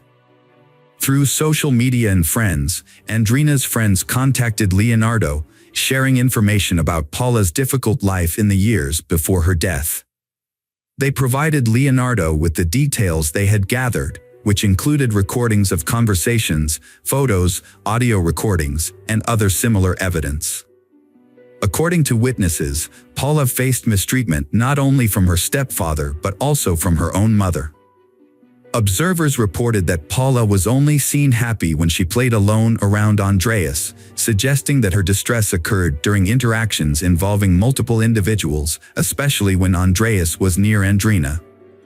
Typically, Paula appeared depressed, acted shyly, and became easily startled. She eventually confided in acquaintances that her mother and stepfather physically punished her for misbehaving. She further revealed that Andreas once pushed her as punishment, causing her to hit her head against the wall. She expressed her deep-seated fear of Andreas by calling him a monster. Paula was plagued by nightmares and struggled with insomnia. When she moved into her Andrina's home, her parents initially required her to sleep alone, ignoring her cries when she had trouble falling asleep. They also refused to help her get tucked into bed, leaving her to do it on her own. Furthermore, her mother, Andrina, had begun teaching her how to cook at an unreasonably young age. Paula was forced to prepare her own breakfast and dinner, as her mother preferred to sleep in late and take breaks from childcare in the evenings. Andrina seemed unconcerned about the dangers of having a preschool-aged child cook for herself, despite the risks involved. This neglect was part of a larger pattern of indifference towards Paula's well-being, as Andrina simply did not want to care for her daughter. A young girl repeatedly complained of pain in her legs and back to her teacher, claiming she couldn't walk. Due to her persistent complaints and visible bruises, the teacher took her to the school's health center. After an examination, doctors suspected she was being mistreated at home. The teacher contacted a special police unit to investigate her family for potential abuse. Authorities took up the case and temporarily relocated she to a safe location while the investigation was ongoing. On October 16, 2019, she, Paula, was temporarily placed with her uncle, Andrina's brother. A court hearing was scheduled for December 4, 2019, but the teachers who were set to testify failed to appear. As a result, the hearing was rescheduled for February 27, 2020.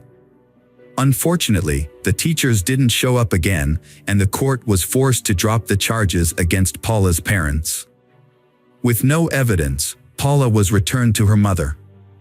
Tragically, 1 month later, on March 27, she passed away. Following Paula's death, Andreas was initially placed in protective custody during the investigation. However, he later appealed this decision, leading to a court hearing on June 12, 2020. During the video conference hearing, the judge set a restraining order and decided that Andreas could be released to house arrest. Yet, in a surprise move, Andreas dropped his appeal. Meanwhile, Leonardo was running a social media campaign and sought financial support to travel from Trinidad and Tobago to Ecuador, with the goal of filing a complaint against Andrina, Paula's mother, before it was too late. At the time, Andrina had not been charged and was free. Leonardo was fortunate to receive financial assistance and free legal advice from two kind-hearted Ecuadorian lawyers, Oswaldo and Alejandro. To reach Ecuador, he had to take a perilous journey from Trinidad to Venezuela, crossing the border by raft and then continuing on to San Cristobal. Leonardo started his journey into Caira and entered Colombia, then traveled through rugged terrain to reach Ipiales. From there, he made his way to the Rumichaca Bridge, which marks the border with Ecuador, and eventually arrived in Quito, where he met with a lawyer on June 30th. Meanwhile, a formal complaint had been filed by Leonardo against Anrina, and as a result, Anrina was charged on July 6, 2020, and was subsequently put under house arrest. Anrina and Andreas were charged with murder, an offense that carries a maximum prison sentence of 13 years. In November 2020, Leonardo's lawyer raised concerns about the possibility of Anrina fleeing the country due to a past incident where she attempted self-harm.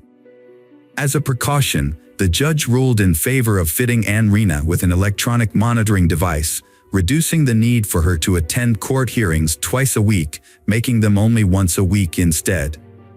Anrina later asked the judge to reconsider the decision to wear an electronic monitoring device. A second hearing was held on November 16 to consider this request. Despite these delays, the judge eventually scheduled a trial for December. Due to the pandemic dominating the news, some key events were not reported. The trial began on January 14, 2021, with Andreas being held at the Regional Detention Center. The trial was closed to the public and no media representatives were present. Some participants joined via video link. The autopsy report revealed that Paula had suffered severe and brutal injuries, including damaged spinal discs, broken ribs, and previous fractures that had healed. However, the infection that caused her death was a result of injuries she sustained later on. The report also confirmed that Paula had been dead for approximately 24 hours by the time Andreas took her to the hospital. The extent of her injuries indicated extreme cruelty and brutality. Additionally, the autopsy showed that Paula was severely malnourished, underweight, and deficient in essential minerals and nutrients, with her physical condition being significantly worse than expected for her age. Paula's mother, Andrena, dismissed the severity of Paula's injuries and instead implied that Paula's issues were psychological and that she hurt herself intentionally to seek attention. Andrena attributed the change in Paula's behavior to her feeling neglected after her brother was born. Just a few months after Leonardo left Ecuador in 2017, she began to experience abuse. It is likely that the abuse started immediately after her mother, Andrena, started a relationship with Andreas. Over 40 witnesses testified against Andrena and Andreas, confirming that Paula suffered abuse for at least 3 years. At the final hearing before the verdict, Andrena took sole responsibility for the abuse, claiming she was the one who hit Paula with a belt in her fists.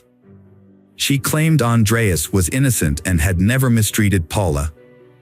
Andrena also stated that she punished Paula for causing problems in her relationship with Andreas. The judges were concerned about Andrena and Andreas' newborn son, but it was clear that the child had not been abused like Paula.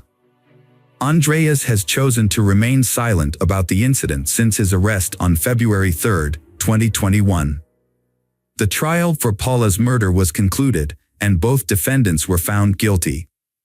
The maximum sentence for this crime is 13 years, but the chief judge considered an aggravating factor. Paula was only 4 years old and unable to defend herself. As a result, the judge sentenced they to 17 years and 4 months in prison.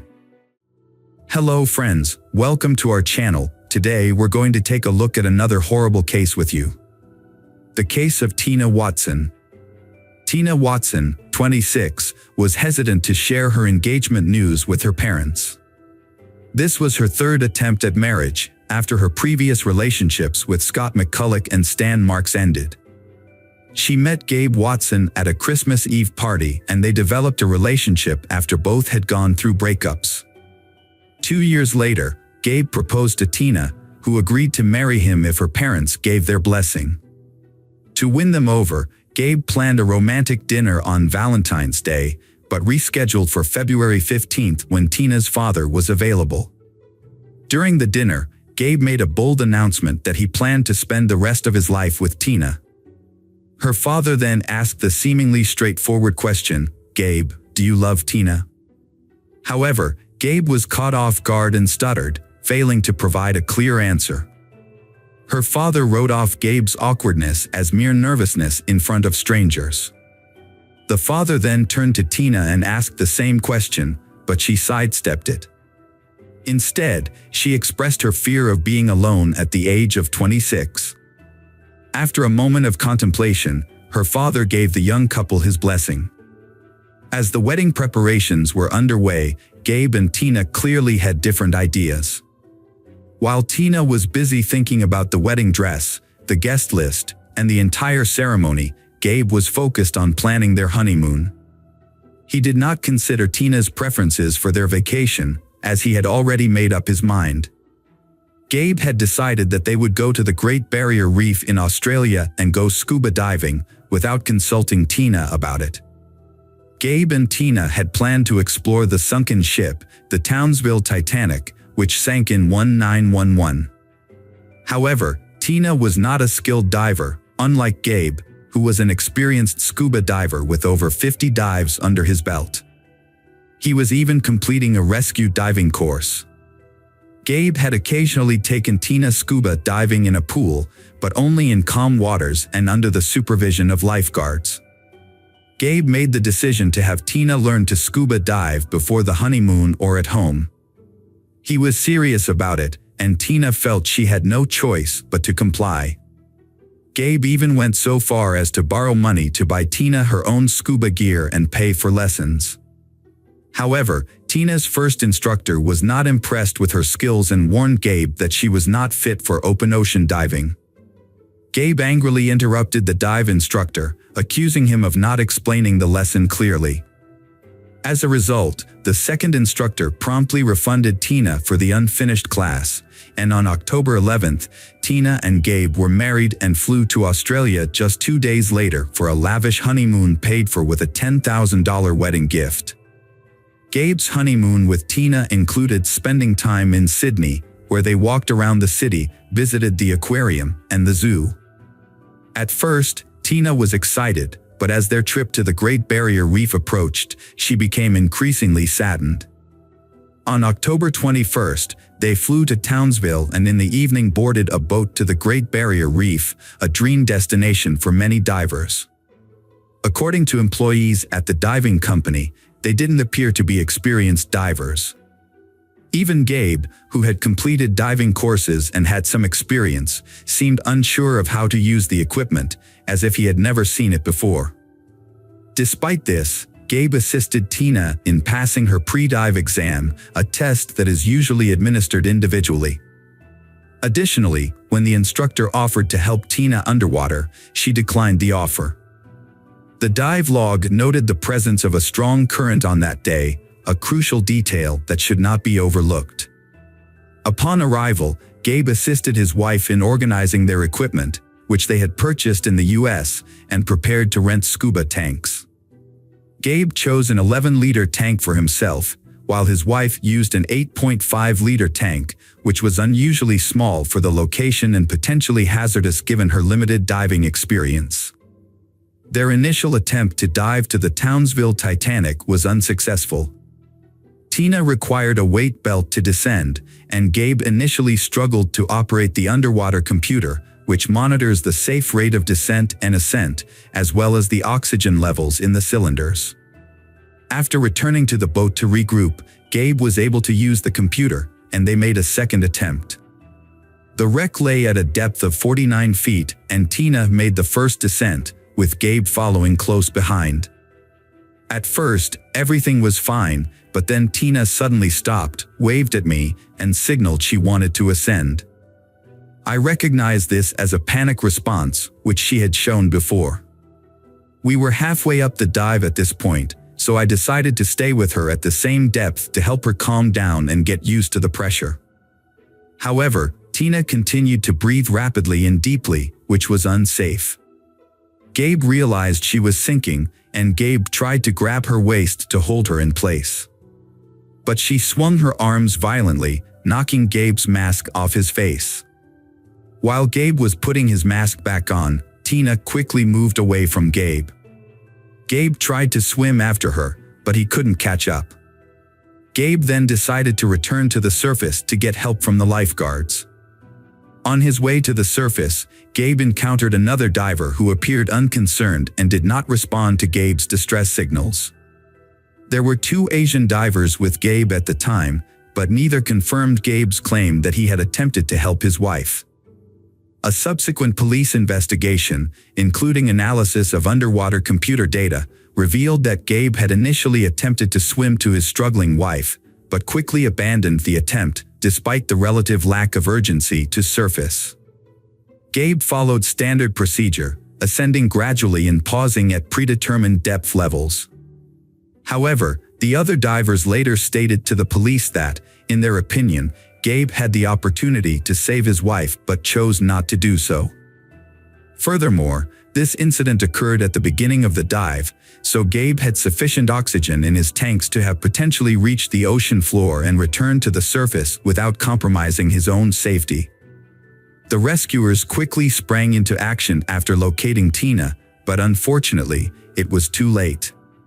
Tina found lying on her back at 82 feet, Tina received 40 minutes of artificial respiration on the yacht's deck, but these efforts were unsuccessful. Gabe kept his distance from his wife during the incident, standing off to the side and sniffing his nose, according to witnesses. However, other passengers reported that he was friendly and even played cards with them on the way to the shore. Gabe denied this in court. The autopsy results for Tina were not entirely clear-cut. While there were no obvious signs of a violent death, there were bruises on her neck and blood in her nostrils, which could be attributed to the 82-degree depth at which her body was found. There was no alcohol in her system, but high levels of ibuprofen and paracetamol were detected, which are commonly used to treat seasickness. A small amount of fluid was also found in her lungs. The report concluded that Tina died from drowning, but it's possible that she drowned after already being deprived of oxygen. An investigation by the Australian Water Police found no malfunctions with Tina's diving gear. It would have been easy for the police to dismiss the incident as a tragic accident. A novice diver ignored safety procedures and lost his life, a sad occurrence. However, several suspicious aspects of the case made it difficult to close the case. The autopsy results were inconclusive, and the dive team reported that the deceased's husband, Gabe, had been behaving strangely, inconsistent with the usual grief response of a husband who had just lost his wife. These conflicts dragged on as the investigation progressed, and Gabe realized that the detectives were watching him very closely. Furthermore, Tina's parents were unwilling to accept that the incident was an accident and wanted to see their son-in-law held accountable for failing to help her. During the initial interview, police observed Gabe in a state of shock, exhibiting erratic behavior, including crying, laughing, and jerking around. Gabe repeatedly asked to call his father, complaining of an earache and begging him to inform Tina's parents of this. Gabe was released late at night and went to the company's yacht to request a place to stay for the night. He explained that the trip was supposed to last 2 days, but due to his wife's death, they had only been there for 24 hours. He also asked for a refund of half the cost of the dive, as he never got to see the sunken ship. On October 24th, Gabe's mother flew to Townsville to support her son and help him find a lawyer. At Gabe's request, they visited the morgue to see his wife one last time. However, because Gabe was still considered a suspect, the morgue employee alerted the detective in charge of the case, who was recording the scene without Gabe's knowledge.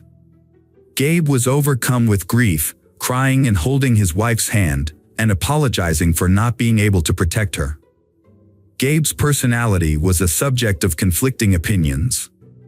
Some people described him as a kind and humorous man, while others saw him as tyrannical.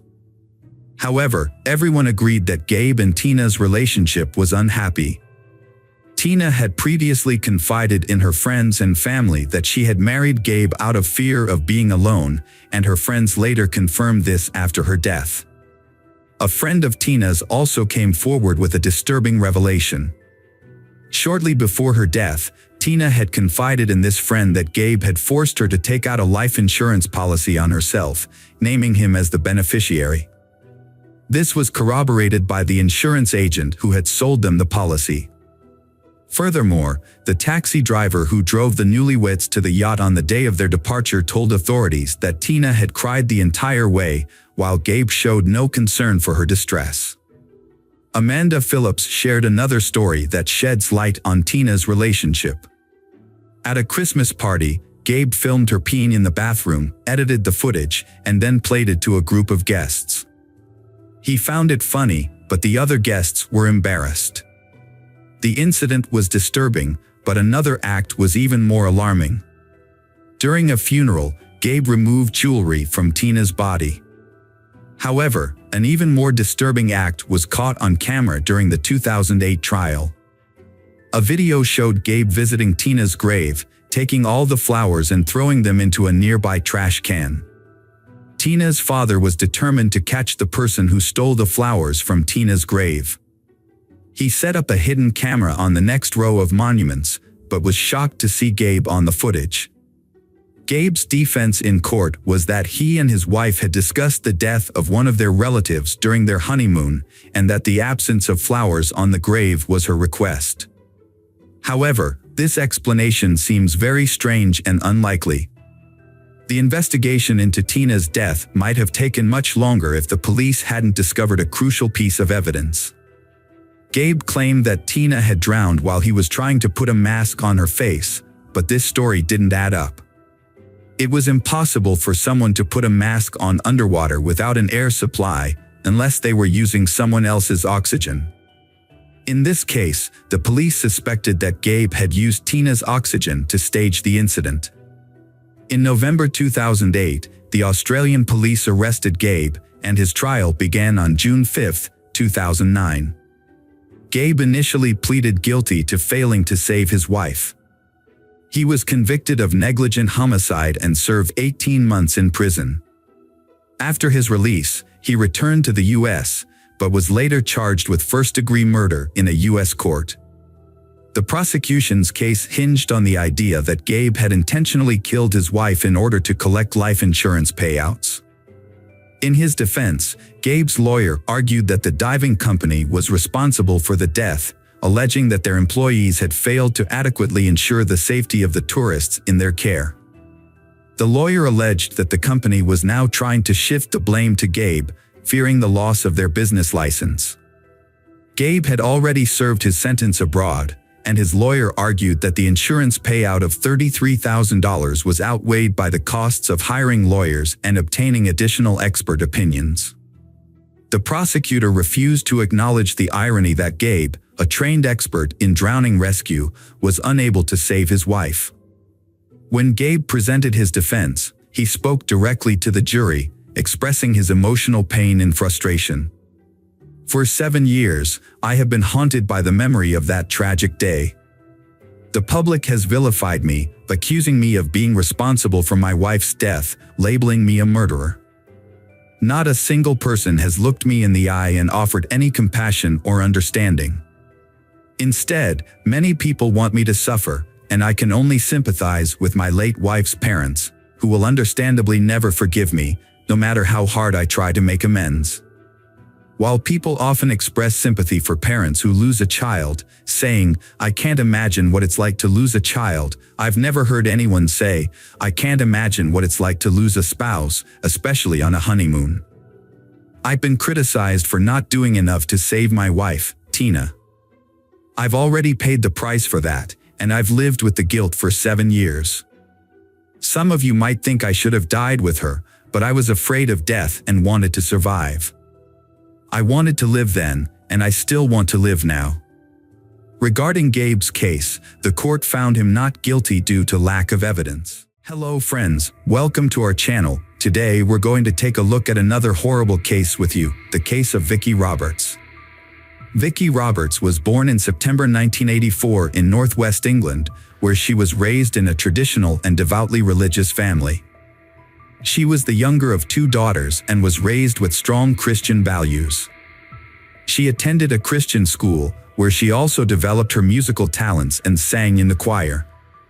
Those who knew Vicky described her as a kind, friendly, and helpful person who was always willing to lend a hand.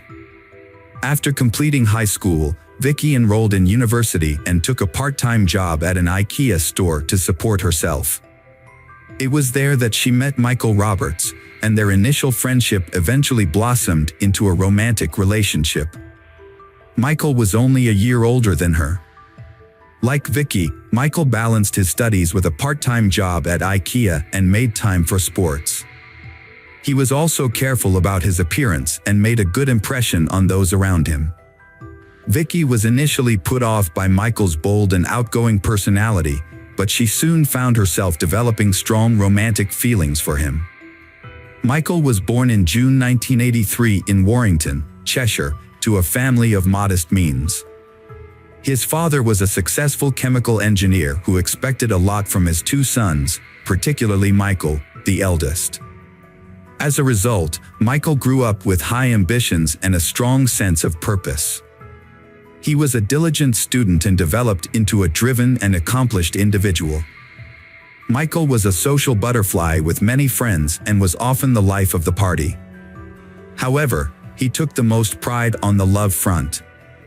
With his good looks, sense of humor, and charming personality, Michael was a catch. He was also intelligent and well-read, able to hold his own in conversations on a wide range of topics. Michael's parents had instilled in him the idea that he was exceptional, praising his intelligence, beauty, and potential for success. However, this upbringing may have also fostered narcissistic tendencies. Despite this, Michael felt a deep-seated need to live up to his parents' expectations and be the perfect son, driving him to strive for their approval. Michael had a series of brief relationships and frequently dated multiple people simultaneously. He was confident in his charm and enjoyed the thrill of pursuing women who seemed out of his reach. For Michael, this was a game, a challenge to be won. Vicky is one of the challenges he wants to conquer. She was a modest and unattainable woman who initially kept Michael at arm's length, refusing even casual invitations. Vicky was focused on her studies and spent her free time at church, leaving little room for dating or relationships. Michael, however, was determined to win her over. It took Michael a few months to win Vicky over, but eventually she agreed to go out with him. He had charmed her with his sweet gestures, flowers, gifts, and thoughtful surprises. He even invited her to meet his parents, who immediately took a liking to her and approved of their son's choice. Vicky was convinced that Michael was genuinely interested in her, so she gave in to his advances. He became her first serious partner, and she felt truly happy when she was with him. It seemed like fate had brought them together. Michael also appeared to be in love and ready to settle down, but their happiness was short-lived. From the outside, their relationship seemed perfect. They were both young, attractive, and full of energy and ambition, with big plans for the future. Vicky soon discovered that Michael had a strong and adventurous approach to sex, with a high sex drive and a desire to try new things in the bedroom. At first, Michael didn't pressure Vicky to engage in certain activities, fearing she would leave him. However, once he felt secure in their relationship, he revealed his true desires. Vicky, a modest and religious person, was shocked but deeply in love with Michael and trusted him, keeping their private life a secret. Things took a turn when Michael proposed to Vicky, and she happily accepted, believing that marriage would bring an end to his experimental behavior. However, her closest friend began to notice Vicky covering up bruises and marks under her clothes. When confronted by her friend, Vicky initially denied any wrongdoing by Michael but eventually confessed that the marks were a result of Michael's affinity for bondage, toys, and other devices during their intimate moments. Vicky confided in her friend that she and Michael had intimate relations up to 5 times a week. Michael considered himself a skilled lover, viewing intimacy as an art form and the means of self-expression. Although he would occasionally compromise when Vicky refused to participate in his more extreme and reckless experiments, he usually managed to persuade her to give in to his desires. After graduating, Vicky became pregnant unexpectedly and decided to change careers. She soon landed a job as an account manager at a logistics company. Michael also left his job at IKEA and became a sales consultant at a large electronics retailer, selling phones, laptops, and other gadgets. Thanks to his charisma and persuasive abilities, he consistently exceeded his sales targets and quickly became one of the top-performing employees. Michael's success led to a promotion to senior sales, and he was being considered for a transfer to the company's main office. However, he needed to undergo additional training to improve his qualifications first. Michael enjoyed the training sessions and business trips to London, and he took great pride in his accomplishments. As a result, he often forgot about Vicky, his young fiancée, and only remembered her when he wanted intimacy. Vicky and Michael's relationship was lacking in several ways. They rarely spoke about each other or spent time together outside of the bedroom, making Vicky feel invisible to him. Meanwhile, Michael was secretly having affairs with coworkers, clients, and casual acquaintances. During this time, Vicky discovered she was pregnant and shared the news with Michael, expecting him to be thrilled and expedite their wedding plans. Instead, he was furious and insisted that she terminate the pregnancy, citing their youth and the fact that they had their whole lives ahead of them. Vicky was shocked and refused to consider abortion. Michael then attempted to persuade Vicky by appealing to her concerns about her family. He claimed that her parents, who were deeply religious, would be angry and disappointed in her for becoming pregnant out of wedlock. However, Michael promised that if Vicky agreed to have an abortion, they could keep and plan to have children after they were married. Vicky was faced with a tough decision, but Michael's persistence eventually won her over, and she went to the hospital. Unfortunately, the experience was complicated, and Vicky had to stay in the hospital for a few days. It took her nearly 3 weeks to recover. During this time, her doctor strictly advised her against intimate relationships. When Michael found out, he became furious. It was then that Vicky realized Michael had mental health issues and an addiction to sex. Without intimacy, he became unbearable, frequently leaving the house, citing urgent work matters. Vicky suspects Michael is having an affair, and she hoped that getting married would help him change his ways and be more committed to their relationship. As it turned out, their relationship was loveless, and Michael was leading a double life. Their 2-year engagement was just a convenient arrangement for him, as he had a loyal partner waiting for him at home, taking care of the household, while he maintained a string of mistresses on the side, which he frequently replaced. Vicky always trusted Michael and forgave him whenever he cheated, as long as he promised it wouldn't happen again. However, as time passed, Vicky began to pressure Michael into getting married, as she wanted to start a family and have children. Her parents also brought up the topic frequently, but what really pushed Michael to consider marriage was the insistence of his own parents, whom he didn't want to disappoint. Michael's parents adored Vicky, thinking she was perfect for their son. They constantly asked him they would tie the knot and give them grandchildren. With the help of his parents, Michael and Vicky organized a grand wedding, complete with a white dress, limousine, and a beautiful ceremony. The newlyweds appeared to be in love and happy, with a long life ahead of them. After the wedding, they settled into a large, cozy house in a prestigious area of Warrington, close to Michael's parents. Despite their marriage, Michael didn't truly love Vicky. It was more of a way to appear normal to others. Vicky never expressed her concerns about Michael's unusual behavior and frequent infidelity, allowing him to freely change partners. Meanwhile, Michael's career was thriving. He received a promotion and a significant salary increase after being transferred to a new office. His direct supervisor was Carrie Hall, the head of administration at Phones for You. Carrie was a decade older than Michael, divorced, and raising her son independently. Despite her tough exterior, she was attractive, well put together, and strong-willed, as her position demanded. For a while, she ignored Michael's subtle advances, but to him, her indifference was a signal to take action. Michael set out to win over Carrie, using his natural charm and eloquence to capture her attention. After about a month, Carrie reciprocated his interest, and they began a regular affair, meeting in hotel rooms. Their relationship was intense and passionate, with a focus on experimentation and exploration. Carrie, a confident and mature woman, was flattered by the attention of the younger Michael. She was aware that Michael was unlikely to end his marriage for her. Michael, on the other hand, was eager to explore his desires with Carrie, which he felt he couldn't express with his wife. He would often lie to his wife about working late or attending corporate events, while confiding in Carrie about his unhappy marriage and his desire to divorce. However, he never made any concrete moves to end his marriage.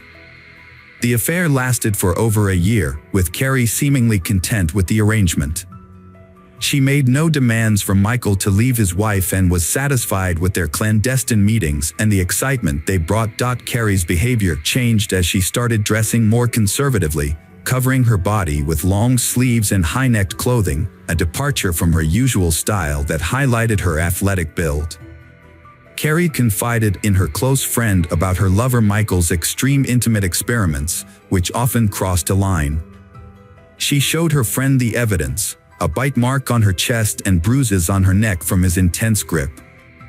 There were also marks on her wrists from the ropes he used to tie her up, giving him complete control. The friend was alarmed and urged Carrie to report the incidents to the police, but Carrie refused, explaining that the acts were consensual and Michael usually warned her about what he was going to do. However, the intensity of the experiences often got out of hand.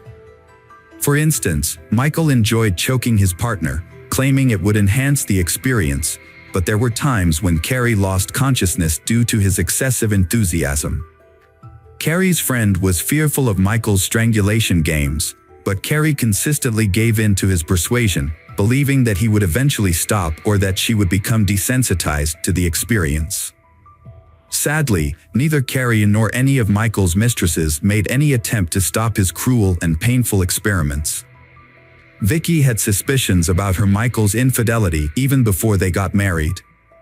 She believed that her love and care could change him and make him a devoted family man. However, after the wedding, his cheating continued and even worsened. When Michael denied his infidelity, Vicky decided to investigate on her own.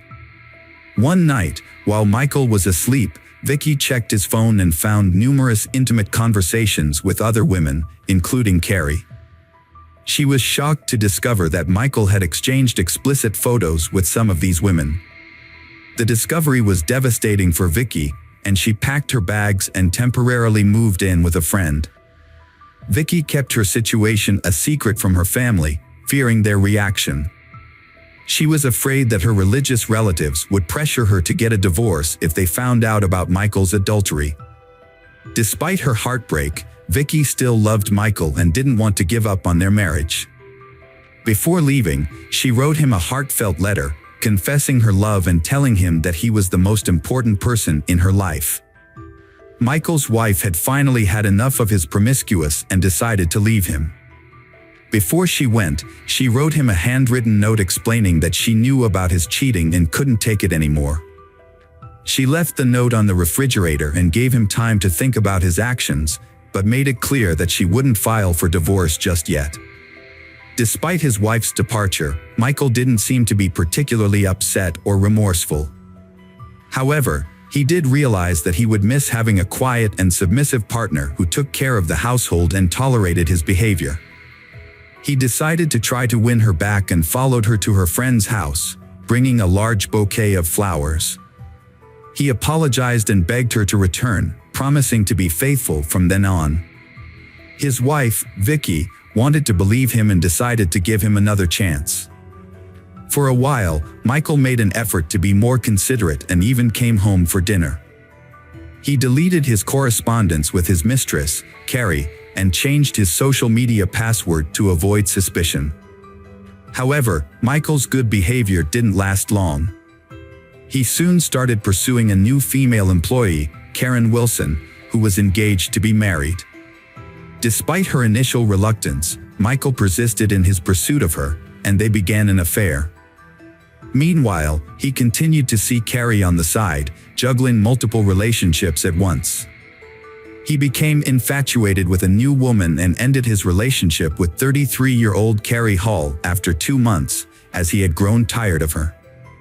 He told Karen a fabricated story about being unhappy in his marriage and claimed he was willing to leave his wife for her. Karen believed him, and they had an intimate encounter in the office. A week later, she ended her engagement, expecting Michael to follow through on his promise. Michael had no intention of divorcing his wife, Vicky, but he wanted to keep his new mistress. To keep her happy, he lied to her, telling her that he had already filed for divorce and was living with his parents. However, Vicky soon became suspicious that Michael was still cheating on her. She decided to take action and gathered evidence of his adultery. While Michael was in the shower, Vicky took his phone but found nothing incriminating because he had deleted all his text messages and changed his social media password. Undeterred, she waited until he fell asleep and then took his work laptop, where she found his social media account still logged in. There, she discovered messages between Michael and his new girlfriend, in which he professed his love and claimed to be divorcing Vicky and living with his parents. Vicky was shocked and took screenshots of the messages as proof of Michael's infidelity. She also found receipts for hotel rooms in his wallet. The next morning, she confronted Michael, presenting him with the evidence adultery. For the first time in their relationship, she lost her temper. Michael was taken aback and tried to apologize, promising it would never happen again. However, Vicky threatened to tell his parents about his infidelity, hoping they could talk some sense into him since she couldn't. Michael was enraged by his wife Vicky's threat to tell his parents about their problems. In a fit of anger, he slapped her. Vicky then got up and said she would go to his parents immediately, heading for the door. Michael caught up to her, grabbed a heavy jewelry box from the dresser, and hit her in the head twice, knocking her unconscious. He then strangled her with his bare hands until she stopped breathing. Feeling no remorse, Michael wrapped Vicky's body in a blanket, placed it in large garbage bags, and carried it to the garage. He quickly cleaned the house, packed up most of Vicky's belongings, and removed them. He then invited his lover, Karen, over, and they had dinner, had fun, and made love in the same bedroom where the murder had taken place. The next day, Michael ran off with Karen. He told his parents that Vicky had left him for another man, even showing them fake messages from Vicky's phone, which he had sent himself. He went to his parents' home, sobbing on his mother's shoulder, pretending to be distraught over his wife's supposed infidelity. Michael sent his parents-in-law messages saying that their daughter had left him for another man. He also told them to give her space and not to bother her. The messages claimed that Vicky had fallen out of love with Michael and had moved in with someone else. Her parents were shocked and tried to contact Vicky to hear her side of the story, but she refused to answer their calls, only responding with messages asking for time. Vicky's parents found Michael's story suspicious and went to his house to confront him. However, his explanation only raised more questions. They soon discovered that Vicky had not shown up for work, which further alarmed them. They decided to report their concerns to the police, leading to an investigation. On December 1, 2009, Michael bought a shovel, rope, rags, and cleaning supplies from a hardware store. However, the police arrived at his house on the same day. He had been caught before he could dispose of a body. The police initially found nothing out of the ordinary, but Michael's actions and alibi sparked suspicion and raised several questions. Notably, they overlooked a large package in the garage during their search.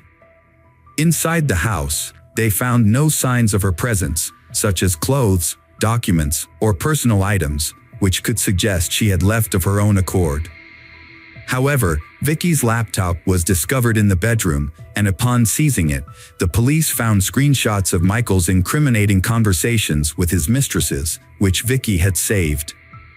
The investigation took a significant turn when authorities made a geolocation request to Vicky's cell phone, which had been regularly sending messages to her husband and relatives. To everyone's surprise, the phone was found to be located in the marital home of Vicky and Michael. This led to a second, more thorough search of the Roberts residence. During this search, a suspicious package was discovered in the garage, and its contents shocked all who were present.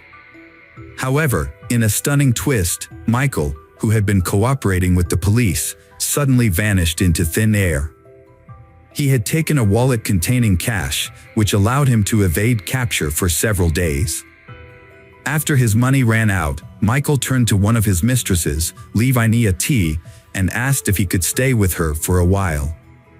However, when Livinia heard on the news that Michael was wanted for his wife's murder, she immediately contacted the police and reported his whereabouts. Eventually, he was arrested, put on trial, and convicted. When the authorities arrived to arrest Michael, he claiming he was innocent of the crime. A man claimed that his wife died accidentally during a consensual sex game where she asked him to strangle her with a rope belt, but he lost control. However, forensic experts disputed this claim, finding that she was actually strangled with bare hands, attacked from behind, and had 2 severe head injuries that occurred before her death, which were unrelated to the alleged sex game. The trial began in January 2010, with the defendant, Michael Roberts, maintaining that his wife's death was an accident and hoping for a lenient sentence. However, the autopsy results revealed a different story. Roberts had intentionally hit his wife on the head twice, then strangled her, and hidden her body in the garage. As a result, Roberts was convicted of first-degree murder and sentenced to life in prison.